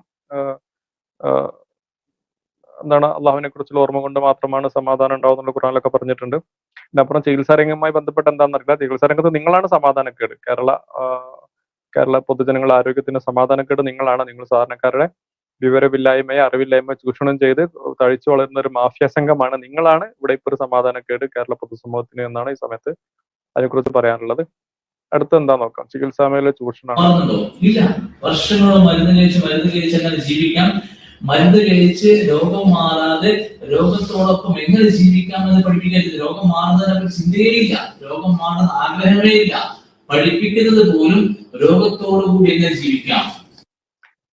കൂടുതൽ ഇദ്ദേഹത്തിന്റെ വീഡിയോ കൊണ്ട് സമയം കളയേണ്ടതില്ല എന്ന് തോന്നുന്നു. രോഗം മാറുന്നില്ല, എന്താണ് രോഗം എന്ന് ഇവർക്കറിയില്ല. എന്നാൽ നിങ്ങളെ ഏരിയ അല്ല അത്, നിങ്ങൾക്ക് ആ വിദ്യാഭ്യാസം അല്ല. ഒരു രോഗം എന്താണ് നിങ്ങൾക്കറിയില്ല, രോഗം എങ്ങനെ നിർണ്ണയിക്കണം നിങ്ങൾക്കറിയില്ല, രോഗം എങ്ങനെ മാറാം, നിങ്ങളെ മാനദണ്ഡം എന്താണ്, രോഗം എന്താണ് എന്നുള്ളതിന്റെ, അത് എങ്ങനെയാണ് ഒരു അസുഖം മാറി എന്നുള്ളത് നിങ്ങളെ മാനദണ്ഡം എന്താണ്. നിങ്ങൾക്ക് ടെസ്റ്റുകളൊന്നും ചെയ്യാൻ പറ്റില്ലല്ലോ. അപ്പൊ രോഗം എന്താണെന്ന് നിങ്ങൾ തീരുമാനിക്കാൻ പറ്റില്ല, അങ്ങനത്തെ നിങ്ങൾ എങ്ങനെ രോഗം മാറിയും തീരുമാനിക്കാം. അപ്പൊ ഇതാണ് ഇതായിട്ട് യാതൊരു ബന്ധവുമില്ലാത്ത ആളുകൾ ഈ ഏരിയ കൈകാര്യം ചെയ്യുന്ന പ്രശ്നം അതാണ്. പിന്നെ അസുഖങ്ങൾ എന്താണെന്ന് കൃത്യമായി കണ്ടെത്താനും എന്തുകൊണ്ട് അസുഖങ്ങൾ ഉണ്ടാവുന്നെന്ന് കണ്ടെത്താനും, ഇപ്പൊ നേരത്തെ പറഞ്ഞ ക്യാൻസറിന്റെ ഒക്കെ രൂപത്തിൽ അത് മോളിക്കുലർ ലെവലിൽ പോയിട്ട് എന്തുകൊണ്ട് ആ സെല്ല് റിപ്രൊഡ്യൂസ് ചെയ്യുമ്പോൾ ഒരു ലെവൽ ഓഫ് പ്രോട്ടീൻ ക്രോസ് ചെക്കിങ്ങിന്റെ സമയത്ത് അവിടെ പ്രശ്നം ഉണ്ടോയെന്ന് ക്രോസ് ചെക്ക് ചെയ്യാനും അതിന് പരിഹാരം കണ്ടെത്താനും മോഡേൺ മെഡിസിൻ കഴിയും. അങ്ങനെയാണ് മരുന്നുകൾ ഡെവലപ്പ് ചെയ്തെടുക്കുന്നത്. അങ്ങനെയാണ് അതുകൊണ്ടാണ് 10-15 വർഷം റിസർച്ച് ചെയ്തും കോടിക്കണക്കിന് രൂപ സ്പെൻഡ് ചെയ്തിട്ടാണ് മരുന്നൊക്കെ ഡെവലപ്പ് ചെയ്തെടുക്കുന്നത്. അത് കൃത്യമായി രോഗത്തെ തിരിച്ചറിഞ്ഞിട്ടും രോഗം മാറുന്നുമുണ്ട്, രോഗത്തെ നിയന്ത്രിക്കുന്നുമുണ്ട്, ഒക്കെ ഈ മോഡേൺ മെഡിസിന്റെ സംഭാവന തന്നെയാണ്. അതിനർത്ഥം മോഡേൺ മെഡിസിനിൽ യാതൊരു പ്രശ്നവും ഇല്ലാന്നില്ല. മോഡേൺ മെഡിസിനിൽ ഒരുപാട് ചൂഷണങ്ങൾ നടക്കുന്നുണ്ട്, നമുക്ക് എല്ലാവർക്കും അറിയുന്ന സംഗതിയിലാണ്. നമ്മൾ ആ ചൂഷണങ്ങൾക്കെതിരെ തന്നെയാണ് നിൽക്കേണ്ടത്. അതിനർത്ഥം ഈ സിസ്റ്റത്തെ മൊത്തം തള്ളി പറയലല്ല, അതിന് പകരം ഇവർ വെക്കുന്നതോ യാതൊരു തെളിവുമില്ലാത്ത, നിലവാരമില്ലാത്ത, ശാസ്ത്രാടിത്തറയില്ലാത്ത, മതത്തിന്റെ അടിത്തറയില്ലാത്ത ഒരു പ്രാകൃത ചികിത്സാ രീതിയാണ്. അതാണെങ്കിൽ കൂടുതൽ ആളുകളെ ദുരിതത്തിലേക്ക് തള്ളിവിട്ടുകൊണ്ടിരിക്കുന്നതാണ് എന്നതിൽ യാതൊരു സംശയവുമില്ല. നമുക്ക് അടുത്ത പോസ്റ്റ് നോക്കാം. മരുന്നില്ലാതെ നിങ്ങൾക്ക് ആരും എടുക്കണ്ട മരുന്ന്. ഇവർക്ക് ആ മരുന്നിനെ കുറിച്ച് യാതൊരു അറിയില്ല, എന്താ മരുന്ന് എന്നറിയില്ല. മരുന്ന് എന്ന് പറഞ്ഞാൽ അവരുടെ ധാരണ രാസവിഷം എന്ന് മാത്രമാണ്, അതിനപ്പുറത്തേക്ക് ഒന്നും ഇവരുടെ അടുത്തില്ല. കുറച്ച് ട്രോളാണ്. നിങ്ങൾ ശരീരം സ്വയം മനസ്സിലാക്കൂ, അവിടെ ചൂഷണ എന്താണാവോ കേട്ടോക്കാം. ആഹാരം ഭക്ഷണങ്ങൾ ഇത് കഴിക്കാതെ ആ സമയത്ത്, അപ്പോ ബുദ്ധിമുട്ട് എങ്ക ഉണ്ടെങ്കിൽ എപ്പോ ഉണ്ടോ ആ സമയത്ത് ഭക്ഷണങ്ങൾ ആഹാരം കഴിക്കാതെ. ഇതാണ് തമിഴാണ്, നമ്മൾ എടുക്കുന്നില്ല. രോഗഭയം വെടിയൂ എന്നാണ്. രോഗഭയം നേരത്തെ പറഞ്ഞ പോലെ തന്നെ നമ്മൾ ഭയക്കേണ്ടതിനെ ഭയക്കണം. നമ്മൾ എനിക്ക് പേടിയില്ല എന്ന് പറഞ്ഞിട്ട് ഒരു പേളയ്ക്ക നായുടെ അടുത്തേക്കോ, അല്ലെങ്കിൽ ഒരു എന്താ പറയാ ഈ പറഞ്ഞ സ്ത്രീയോ പെൺകുട്ടി എന്താവട്ടെ, ഇവര് പിന്നെ എനിക്ക് പേടിയില്ല എന്ന് പറഞ്ഞ് രാത്രി ഏതെങ്കിലും അക്രമികളുള്ള തെരുവിലൂടെ അങ്ങനെ ഇറങ്ങി നടക്കുമോ? ഭയം ഒഴിവാക്കൂ, ജീവിക്കുന്നൊക്കെ പറഞ്ഞിട്ട് നടക്കില്ല. അതാ പറഞ്ഞത്, നമ്മൾ ഭയക്കേണ്ടടുത്ത് ഭയക്കണം. അതായത് പിന്നെ നിങ്ങൾക്ക് വിവരമില്ലാത്തതുകൊണ്ട് ഇപ്പം എന്താ പറയാ, ഒരു 2 വയസ്സുള്ള കുട്ടി ഇപ്പൊ അവിടെ ഒരു തെരുവിലൊക്കെ നായ്ക്കളുണ്ട്, അതിലെ പോയിട്ടുണ്ടെങ്കിൽ നായ്ക്കൾ കടിക്കുന്ന ഉറപ്പാണ്. ഒരു ബോധമുള്ള ഒരാൾ അതിൽ പോകില്ല. പക്ഷെ 2 വയസ്സുള്ള അല്ലെങ്കിൽ ബുദ്ധിയില്ലാത്ത ഒരു ഭ്രാന്തൻ നല്ല അതിൽ പോകും, അയാൾക്ക് പേടി ഉണ്ടാവില്ല. അതേപോലെ തന്നെ ഈ രോഗത്തെക്കുറിച്ചോ രോഗം എങ്ങനെ ഉണ്ടാവുന്നതിനെ കുറിച്ചോ യാതൊരു ധാരണയില്ലാത്ത നിങ്ങൾ ചിലപ്പോൾ ഭയം ഉണ്ടാവില്ല. ഭയക്കേണ്ടത് ഭയക്കണം, നമ്മൾ ചികിത്സിക്കേണ്ടത് ചികിത്സ വേണം. പ്രവാചകൻ വരെ പറഞ്ഞത് നിങ്ങൾ പകർച്ചവ്യാധിയുടെ അടുത്തേക്ക് പോകരുത് എന്നാണ്. അത് എന്തുകൊണ്ടാണ്? അത് മരണഭയം ഉള്ളതുകൊണ്ടാണോ?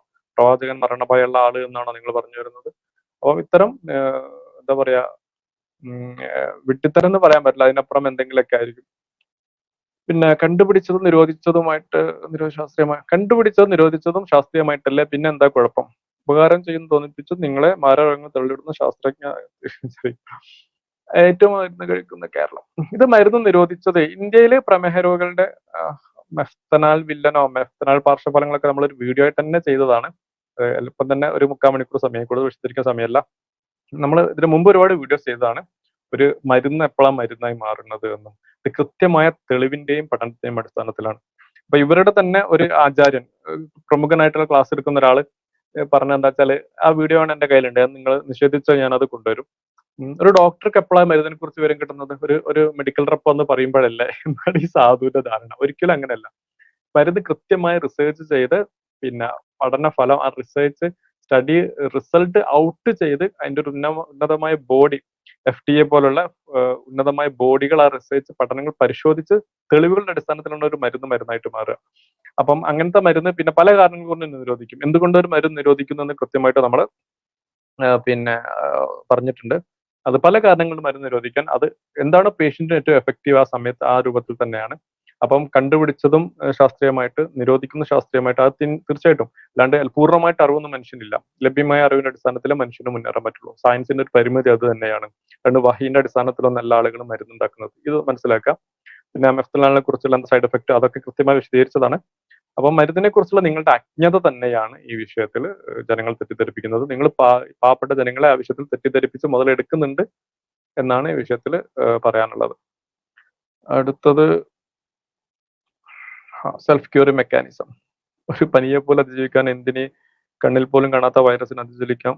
ശരി, അവർ പറയുന്നത് എന്താ വെച്ചാൽ പനിയൊക്കെ അതിജീവിക്കാൻ സെൽഫ് ക്യൂർ മെക്കാനിസം ഉണ്ട്. ഒരു വൈറസിനൊക്കെ ഇതാക്കാൻ നമ്മൾ ചികിത്സിക്കേണ്ടതില്ല. പിന്നെ എനിക്ക് സെൽഫ് ക്യൂറിംഗ് മെക്കാനിസം ശരീരം സ്വയം ചെയ്തോളും എന്നാണ്. ഇത് പ്രവാചകൻ അറിയില്ലായിരുന്നു കേട്ടോ. നിങ്ങളെ മുഹമ്മദ് നബി സല്ലല്ലാഹു അലൈഹി വസല്ലം പ്രവാചകന് കാര്യങ്ങളൊന്നും അറിയില്ലായിരുന്നു. നിങ്ങൾ അതൊന്ന് പഠിപ്പിച്ചു കൊടുക്കണം എങ്ങനെയെങ്കിലും. പിന്നെ എന്നാ പറയാനുള്ളത്, പ്രവാചകൻ പറഞ്ഞ അസുഖം വന്നാൽ സെൽഫ് ക്യൂറിംഗ് മെക്കാനിസം ഉണ്ട്, നിങ്ങൾ അടങ്ങിയിരുന്നോളി എന്നല്ല, നിങ്ങൾ ചികിത്സിക്കൂ എന്നാണ്. ചികിത്സ അറിയുന്ന ആളെടുത്ത് പോയി ചികിത്സിക്കൂ എന്ന് പ്രവാചകൻ പറഞ്ഞിട്ടുണ്ട്. അപ്പം ഈ മാതിരി വിട്ടുതരം പറഞ്ഞ്, അതും ഒരു അഫ്ളുമ കഴിഞ്ഞ് അഫ്ളുമ പാസ്സായിട്ടുള്ള ഒരാളാണ് നിങ്ങൾ. മതത്തിന്റെ അടിസ്ഥാന പാഠം പോലും നിങ്ങൾക്കറിയില്ല. അങ്ങനത്തെ നിങ്ങളാണ് ഈ ചികിത്സാ മേഖലയിൽ കടന്നത് എന്ന് അറിയുന്നതിൽ പറയേണ്ടി വന്നതിൽ ഭയങ്കര പ്രയാസമുണ്ട്. സെൽഫ് ക്യൂറിംഗ് മെക്കാനിസം പറഞ്ഞു മടുത്തു ഇവരുടെ സെൽഫ് ക്യൂറിംഗ് മെക്കാനിസം. ഇതില് നമ്മുടെ ഇവർക്കെതിരെ പിന്നെ അതിശക്തമായി പ്രതികരിക്കുന്ന ഒരാളാണ് ജമാൽ ആറ്റിങ്ങൽ. സോഷ്യൽ മീഡിയയിൽ അദ്ദേഹം ഒരുപാട് മുന്നേറ്റങ്ങൾ വിഷയത്തിൽ നടത്തിയിട്ടുണ്ട്. അദ്ദേഹത്തിന്റെ ഒരു കമന്റ് ഞാൻ ഇവിടെ വായിക്കാം, അത് ആളുകൾ ഉപകാരപ്പെടും. സെൽഫ് ക്യൂർ മെക്കാനിസം ശരിയാണ്, ഇതിനർത്ഥം ചികിത്സ വേണ്ട എന്നാണോ? ഇല്ല. രോഗവും സെൽഫായി മാറുമെങ്കിൽ റസൂൽ ചികിത്സിക്കാൻ കൽപ്പിക്കുമോ? $1 million ക്വസ്റ്റ്യൻ ആണ്. നിങ്ങൾ പറയുന്ന മാതിരി എല്ലാ അസുഖങ്ങളും സെൽഫായിട്ട് തന്നെ മാറുമെങ്കിൽ റസൂൽ എന്തിനാ ചികിത്സിക്കാൻ കൽപ്പിച്ചത്? നേരത്തെ നമ്മൾ പറഞ്ഞു. അതൊക്കെ പോട്ടെ, സെൽഫായി മാറുമെങ്കിൽ ചികിത്സ ഒന്നും വേണ്ട എന്നാണെങ്കിൽ എന്തിനാ അക്കു ചികിത്സ 250 രൂപ വാങ്ങി കയ്യിൽ ടച്ച് ചെയ്ത ആളെ പറ്റിക്കുന്നത്? അത് വലിയൊരു ക്വസ്റ്റ്യൻ ആണ് ജമാൽ ആറ്റിങ്ങൽ ചോദിച്ചത്. പിന്നെ ഇവരുടെ മറുപടി എന്താണെന്ന് അറിയാനുള്ള ഒരു കൗതുകമുണ്ട്.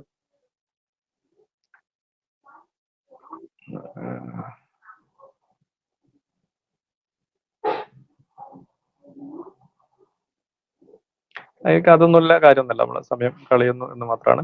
നമ്മള് അടുത്തൊരു പോസ്റ്റിലേക്ക് നോക്കാം. ഡയബറ്റിക് ഡേ എന്താണാവോ? ഡയബറ്റിക് ഡേ ഇയാൾ ഷുഹൈബ് റിയാലുവിന്റെ വീഡിയോസ് ഞാൻ ലിങ്ക് ഇതിൽ എന്റെ കൂടെ ആഡ് ചെയ്യാം. അദ്ദേഹം പറഞ്ഞത് പ്രമേഹത്തിനുള്ള മരുന്ന് കഴിച്ച് ആളുകൾ പിന്നെ എന്താണ് കിഡ്നി രോഗിയായിട്ട് ഡയാലിസിസിലേക്ക് പോവാണെന്നാണ്. യഥാർത്ഥത്തിൽ അങ്ങനെയല്ല. അവർക്ക് പ്രമേഹത്തെക്കുറിച്ചും അറിയില്ല, കിഡ്നി എന്താണെന്ന് അറിയില്ല, കിഡ്നി അസുഖങ്ങൾ എന്താണെന്ന് അറിയില്ല, ഡയാലിസിസ് എന്താണെന്ന് അറിയില്ല. പ്രമേഹത്തിനുള്ള ശരിയായ സമയത്ത് ശരിയായ ഡോസിൽ ശരിയായ അളവിൽ ചികിത്സ എടുത്തിട്ടില്ലെങ്കിൽ അത് പിന്നെ ശരീരത്തിന്റെ മറ്റു ഭാഗങ്ങളെ ഡയബറ്റിക് നെഫ്രോപ്പതി, ഡയബറ്റിക് റെറ്റിനോപ്പതി കണ്ണിനെ ബാധിക്കും, അതുപോലെ കാലിനൊക്കെ ബാധിക്കും, ശരീരത്തിന്റെ മറ്റു അവയവങ്ങളൊക്കെ ബാധിച്ച് അവസാനം കിഡ്നിയൊക്കെ ബാധിച്ചിട്ട് പിന്നെ ഡയാലിസിസ് വരാം. അതിന് വേണ്ടത് ഇവർ പറയുന്ന പോലെ അസുഖം വന്നാൽ മരുന്ന് കഴിക്കാതിരിക്കല്ല വേണ്ടത്, കൃത്യമായി ഡോക്ടറെ കണ്ട് കൃത്യമായ സമയം അതിന്റെ മോഡിഫിക്കേഷനൊക്കെ മാറ്റി മരുന്ന് കഴിക്കുകയാണ്. അങ്ങനെ കഴിച്ചില്ലെങ്കിലാണ് ഡയാലിസിസിലേക്ക് പോകേണ്ടി വരിക എന്നുള്ളത് തെളിവിന്റെ അടിസ്ഥാനത്തിലാണ്. പ്രമേഹത്തിന്റെ ഒരു മരുന്നും പിന്നെ കിഡ്നിയെ ദോഷകരമായി ബാധിക്കുന്നില്ല എന്നുള്ളതാണ്. കിഡ്നിയെ ദോഷകരമായി ബാധിക്കുന്ന ചില പെയിൻ കില്ലേഴ്സ് ഉണ്ട്, അത് കിഡ്നിക്ക് പ്രശ്നമുള്ളവർക്ക് ഡോക്ടേഴ്സ് പ്രിസ്ക്രൈബ് ചെയ്യാറില്ല എന്നുള്ളതാണ്. അവിടെ മറ്റു ചികിത്സാ രീതികളാണ്. അവിടെയാണ് ശരിയായ അക്യൂപങ്ചർ ഒരു നെഫ്രോളജിസ്റ്റ് നമ്മളായിട്ടുള്ള പരിപാടി പറഞ്ഞത്. ഇത്തരം കിഡ്നി പേഷ്യന്റിന് പെയിൻ കില്ലേഴ്സ് കൊടുക്കാൻ പറ്റാത്ത അവസ്ഥയിൽ ശരിയായ അക്യൂപങ്ചർ കേട്ടോ. ഇവരുടെ ഉഡായിപ്പ് അക്യൂപങ്ചർ അല്ല, രണ്ടും രണ്ടാണ്. ഇവരും അക്യൂപങ്ചറും തമ്മിൽ കടലും കടലാടിയും പോലെയുള്ള വ്യത്യാസമാണ്. ശരിയായ അക്യൂപങ്ചർ അത്തരം ഘട്ടങ്ങൾ ഉപയോഗപ്പെടുത്തുന്നുണ്ട് മോഡേൺ മെഡിസിൻ. അപ്പം ഒരിക്കലും ഡയബറ്റിക് എന്ന മെഡിസിൻ, ഡയബറ്റിക്കിന് കഴിക്കുന്ന മെഡിസിൻ ഒരിക്കലും കിഡ്നിയെ ബാധിക്കുന്നില്ല. കൃത്യമായ തെളിവിന്റെ അടിസ്ഥാനത്തിലാണ്. ഇവരുടെ അടുത്ത് ഇവരുടെ ഈ തൊള്ളബടായി മാത്രമേ ഉള്ളൂ എന്നാണ് വിഷയത്തിൽ പറയാനുള്ളത്. മരുന്ന് എന്താണ്? ഈ മരുന്നിനെ കുറിച്ച് നേരത്തെ പറഞ്ഞ പോലെ മരുന്ന് പ്രശ്നം ഉണ്ടാക്കുന്നു എന്നുള്ളത് അത് മോഡേൺ മെഡിസിൻ. ഒരു മരുന്ന് എവിടെയൊക്കെ പ്രശ്നം ഉണ്ടാക്കും എന്നുള്ളത് മോഡേൺ മെഡിസിൻ പ്രത്യേകതയാണ്. ഒരു മരുന്ന് എപ്പോഴാണ് മരുന്നായി മാറുക എന്നുള്ളത് കൃത്യമായ പഠനത്തിന്റെ അടിസ്ഥാനത്തിലാണ് നമ്മൾ പറഞ്ഞു. അപ്പൊ ആ മരുന്ന് എന്തൊക്കെ സൈഡ് എഫക്ട് ഉണ്ടാക്കുക എന്നുള്ളത് ഒരു കൃത്യമായ തെളിവിന്റെ അടിസ്ഥാനത്തിൽ തന്നെയാണ്. ഇത് ഇവരുടെ ഒരു പേഴ്സണൽ കാര്യമാണ്. വിഷം കുറച്ചായാലും കൂടുതലായാലും വിഷം തന്നെ. ഒന്നിച്ച് കഴിച്ചു വേഗം പോവാം, കുറേശ്ശെ കഴിച്ചാൽ നരകിച്ചു പോവാം. വിഷം മരുന്നിനെ കുറിച്ചാണ് പറയുന്നത്. മരുന്നിനെ കുറിച്ച് ഞാൻ പറഞ്ഞ മാതിരി യാതൊരു ബേസിക് ധാരണ ഇവർക്കില്ല. അപ്പം ഒരിക്കലും മരുന്ന് കഴിച്ചിട്ട് അങ്ങനെ അസുഖം മാറാന്നല്ലാതെ മരുന്ന് കഴിച്ചൊരിക്കലും കോംപ്ലിക്കേഷൻ ആവുന്നില്ല. ആവശ്യത്തിന് കൃത്യമായ ഡോക്ടറെ കണ്ട് ആവശ്യത്തിന് മരുന്ന് കഴിച്ചാൽ നിങ്ങളുടെ അസുഖം മാറുന്നതിന് യാതൊരു സംശയമൊന്നുമില്ല. മരുന്ന് കഴിക്കാതെ ഇവരുടെ ഉഡായിപ്പ് ചികിത്സ എടുത്താൽ അത് നിങ്ങളുടെ ശരീരത്തിന് ഹാനികരമായി മാറുന്നുള്ളതാണ്.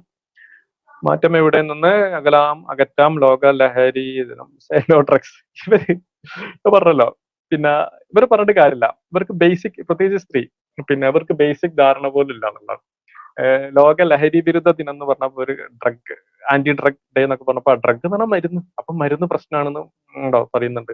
എന്താണ് മരുന്ന് വിരുദ്ധ ദിനാണെന്നാണ് പറയുന്നത്. മരുന്ന് വേറെ, കഞ്ചാവ് വേറെ, കഞ്ഞി വേറെ, കള്ള് വേറെ എന്ന് മനസ്സിലാക്കിയാൽ മതി. നിങ്ങൾക്ക് അങ്ങനെ പറഞ്ഞിട്ടേ കാര്യമുള്ളൂ. അതിന് കൂടുതൽ സയന്റിഫിക് ടീമും ഒന്നും പറഞ്ഞിട്ട് കാര്യമില്ല. മനസ്സിലാക്കാനുള്ള എഡ്യൂക്കേഷൻ നിങ്ങൾക്കില്ല എന്നുള്ള ആണ് ഈ സമയത്ത് പറയാനുള്ളത്. പിന്നെ വന്നിട്ട് നിന്റെ ഉള്ളിലെ ഡോക്ടർ നീ അറിയാതിരിക്കുക എന്നിട്ട് എല്ലാവരും ഡോക്ടറാട്ടോ ഇവര്. ഇത് നിങ്ങൾ മനസ്സിലാക്കേണ്ടത് ഒരു മാഫിയ സംഘം തന്നെയാണ്. MLA-മാരൊക്കെ പിടിച്ച് കൊണ്ടുവരുന്നുണ്ട്. പിന്നെ ഞാൻ മറ്റൊരു വീഡിയോ പറഞ്ഞിട്ടുണ്ട്, ഇവര് കോഴ്സുകൾ നടത്താണ്. ശനിയാഴ്ച മാത്രം 1-2 മണിക്കൂർ, അല്ല ഹാഫ് ഡേ ആണ് കോഴ്സ്. പിന്നെ ഒരു 1 ഇയർ കോഴ്സാണ്. 1 ഇയർ മുഴുവനൊന്നും കോഴ്സില്ല. 45,000 രൂപ ഫീസ് വാങ്ങി 100 ആളാണ് ഒരു ബാച്ചിൽ. അങ്ങനെ 200ഓളം ബാച്ച് നടക്കുന്നുണ്ട്. അങ്ങനെ 9 കോടിയാണ് ഇവർ ടേൺ ഓവർ. എന്തൊരു കോടികൾ ആളെ പറ്റിച്ചുണ്ടാക്കുന്ന ഒരു മാഫിയ സംഘമാണ്. മതത്തിന്റെ ചിഹ്നമൊക്കെ ഇട്ടിട്ട് ഇവർ ചെയ്യുന്നത് മതവിരുദ്ധ പ്രവർത്തനമാണ് എന്നതിൽ യാതൊരു സംശയവുമില്ല എന്നാണ് ഈ അവസരത്തിൽ പറയാനുള്ളത്. ഫെലിസിറ്റ, അപ്പം അത് വിടാം. പിന്നെ വന്നിട്ട് ഇവരുടെ കോൺവൊക്കേഷൻ നിങ്ങൾക്ക് എന്ത് തോന്നുന്നു? എന്താണാവോ?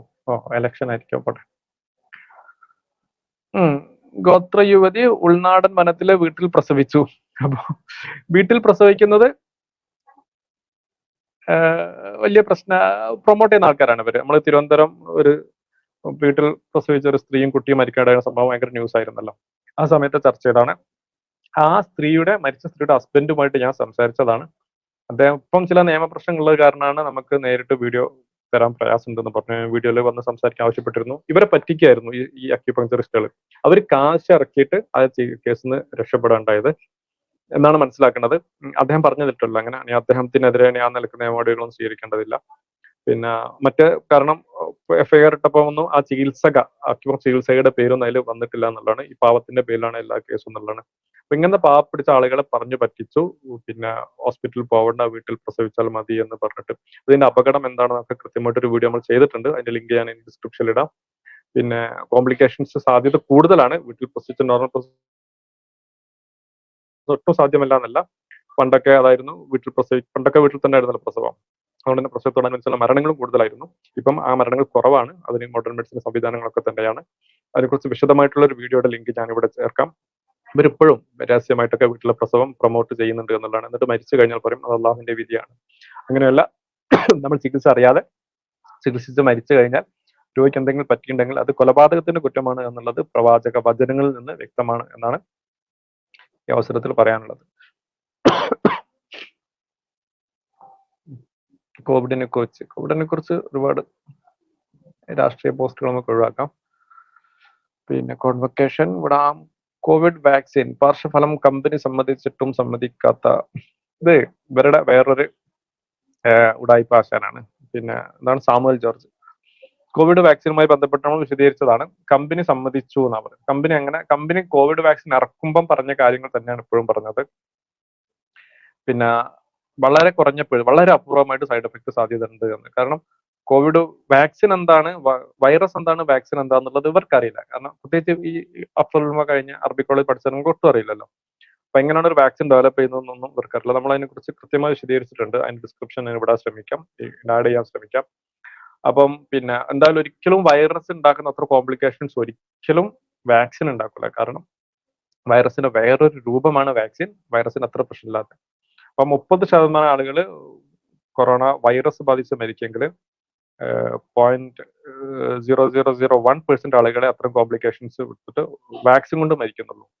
അപ്പം അതാണ് വസ്തുത. അല്ലാതെ പിന്നെ കമ്പനി സമ്മതിച്ചിട്ടൊന്നുമില്ല. കമ്പനി തുടക്കത്തിൽ വളരെ റയറായിട്ട് കാണാൻ സാധ്യതയുള്ള സൈഡ് എഫക്ട് ആണ് എന്നാണ് പറഞ്ഞത്. അത് ഇവർ തെറ്റിദ്ധരിപ്പിക്കാണ്. കണ്ടോ, കമ്പനി വരെ സമ്മതിച്ചു എന്നുള്ളതാണ്. ഇവർക്ക് പൊതുവെ ഈ എന്താ പറയാ ജനറൽ നോളജ് വളരെ കുറവാക്കി ചികിത്സകർക്ക്. അപ്പൊ അവർക്ക് ഇവരുടെ സർക്കിളിൽ പറയുന്ന നോളജ് മാത്രമേ ഉള്ളൂ. കൊറോണ വാക്സിന്റെ സൈഡ് എഫക്ട് ഭയങ്കര. വൈറസിനില്ലാതെ കോവിഷീൽഡ് പിൻവലിച്ചു. കോവിഷീൽഡ് പിൻവലിച്ചത് വൈറസ് ഇത് പിന്നെ സൈഡ് എഫക്ട് കൊണ്ടല്ല. അത് ഒരു മരുന്ന് പിൻവലിക്കുന്ന എല്ലാ മെക്കാനിസവും അത് വിശദീകരിച്ചതാണ്. വാക്സിൻ സൈഡ് എഫക്റ്റിന്റെ കമ്പനി തന്നെ പുറത്തു വിട്ടു. കമ്പനി ആദ്യമായിട്ടൊന്നല്ല പുറത്തു വിട്ടത്. വാക്സിൻ ഇറക്കുമ്പോൾ തന്നെ അതിന്റെ പോസിബിൾ സൈഡ് എഫക്റ്റിനെ കുറിച്ച് കമ്പനി പറഞ്ഞിട്ടുണ്ട് എന്നാണ്. കോവിഡ് വാക്സിൻ പാർശ്വഫലം ഉണ്ടാകാം. എന്താ ഒരു കമന്റ്സ്? അവസാനം കുറ്റസമ്മതം നടത്തിയല്ലേ, ശാസ്ത്രവും ശാസ്ത്രതയും മാറി മാറി. അപ്പൊ ഇതാണ് പറഞ്ഞത്. നിങ്ങൾക്ക് അതിനെ കുറിച്ച് അറിയില്ല. എന്താണ് പിന്നെ ഒരു വാക്സിൻ ഇറക്കും, നമ്മൾ അതിന്റെ ഓപ്പൺ ചെയ്ത് അതിന്റെ പേപ്പർ വായിച്ചു നോക്കിയാൽ പോസിബിൾ സൈഡ് എഫക്ട് എന്താണെന്നുള്ളത് വായിച്ച് മനസ്സിലാക്കാനുള്ള അറിവ് നിങ്ങൾക്കില്ല എന്ന് മാത്രമേ വിഷയത്തിൽ പറയാനുള്ളൂ. നമ്മൾ വിശദീകരിച്ചതാണ് ഒരുപാട് തവണ. വീട്ടിൽ വെച്ചുള്ള പ്രസവം വീട്ടിൽ വെച്ചുള്ള പ്രസവം നമ്മൾ സംസാരിച്ചതാണ്. അപ്പം ഇനി നമ്മോട് പഴയ പോസ്റ്റുകളാണ്. നമ്മൾ കൂടുതലായിട്ടൊന്നും സംസാരിക്കുന്നില്ല. ഇവര് ഇങ്ങനത്തെ കുറെ വിവരക്കേടുകൾ ഇവര് പറഞ്ഞു വെച്ചിട്ടുണ്ട്. വാക്സിനേഷൻ എടുത്ത് മരിച്ച് ആത്മഹത്യ ചെയ്ത കുട്ടികൾ ഒരുപാട്. വാക്സിനേഷൻ എടുത്തതൊന്നും അങ്ങനെ വാക്സിനേഷൻ എടുത്തുകൊണ്ടൊന്നും ആളുകൾ മരിക്കില്ല. കോവിഡിന് അത്ര ഒരു കോംപ്ലിക്കേഷൻസും ഒരു വാക്സിൻ കൊണ്ട് ഉണ്ടാക്കൂല എന്നുള്ളത് തന്നെയാണ്. അപ്പൊ നിങ്ങൾ എന്താ വെച്ചാല് നമ്മുടെ ഉണ്ടാക്കിയ മോഡേൺ മെഡിസിനിൽ പ്രശ്നമില്ലാന്ന് നമ്മൾ പറയുന്നില്ല. മോഡേൺ മെഡിസിനിൽ ഒരുപാട് പ്രശ്നങ്ങളുണ്ട്. മോഡേൺ മെഡിസിനില് ചൂഷണങ്ങളുണ്ട്, ഇല്ലാന്ന് പറയുന്നില്ല. അത് ഒരു കോടിക്കണക്കിന് ആളുകൾ ഫോളോ ചെയ്യുന്ന ഒരു ചികിത്സാ രീതി എന്നുള്ള നിലക്ക് മോഡേൺ മെഡിസിൻ അതിൻ്റെതായ പ്രശ്നങ്ങളുണ്ട്. അപ്പൊ അതിനെതിരെ നമ്മൾ സംസാരിക്കണം, തീർച്ചയായിട്ടും വേണം. അതിന് ധാർമ്മിക ബോധമുള്ള ആളുകൾ ചികിത്സാ രംഗത്ത് വരണം എന്നുള്ളതാണ്. അല്ലാതെ നിങ്ങളെപ്പോ ഒരു ഉടായ്പ ചികിത്സ അല്ല. അതിനേക്കാൾ ഏറെ പ്രശ്നം നിങ്ങളെടുത്തുണ്ട്. ആളുകളെ തെറ്റിദ്ധരിപ്പിച്ചിട്ട് വിവരമില്ലാത്ത കാര്യത്തിൽ യാതൊരു ചികിത്സ അറിയാത്ത നിങ്ങൾ ചികിത്സിക്കുകയാണ്. എല്ലാം അറിയാമെന്നുള്ള ധാരണ സമൂഹത്തിന് വളരെയധികം അപകടം ചെയ്യുന്ന ഒരു കാര്യമാണ്. അപ്പം ഇതാണ് നമ്മൾ ഇതിലെ ഒരു പ്രമുഖയായിട്ടുള്ള അറബി കോളേജിൽ പഠിച്ചതിന് ശേഷം ചികിത്സാ രംഗത്തോട്ട് ഇറങ്ങിയ ഒരു കോഴ്സ് ചെയ്തിട്ടുണ്ട്. ഒരു 1 ഇയർ കോഴ്സ്, ഓൺലൈനോ എന്താണെന്ന് അറിയില്ല.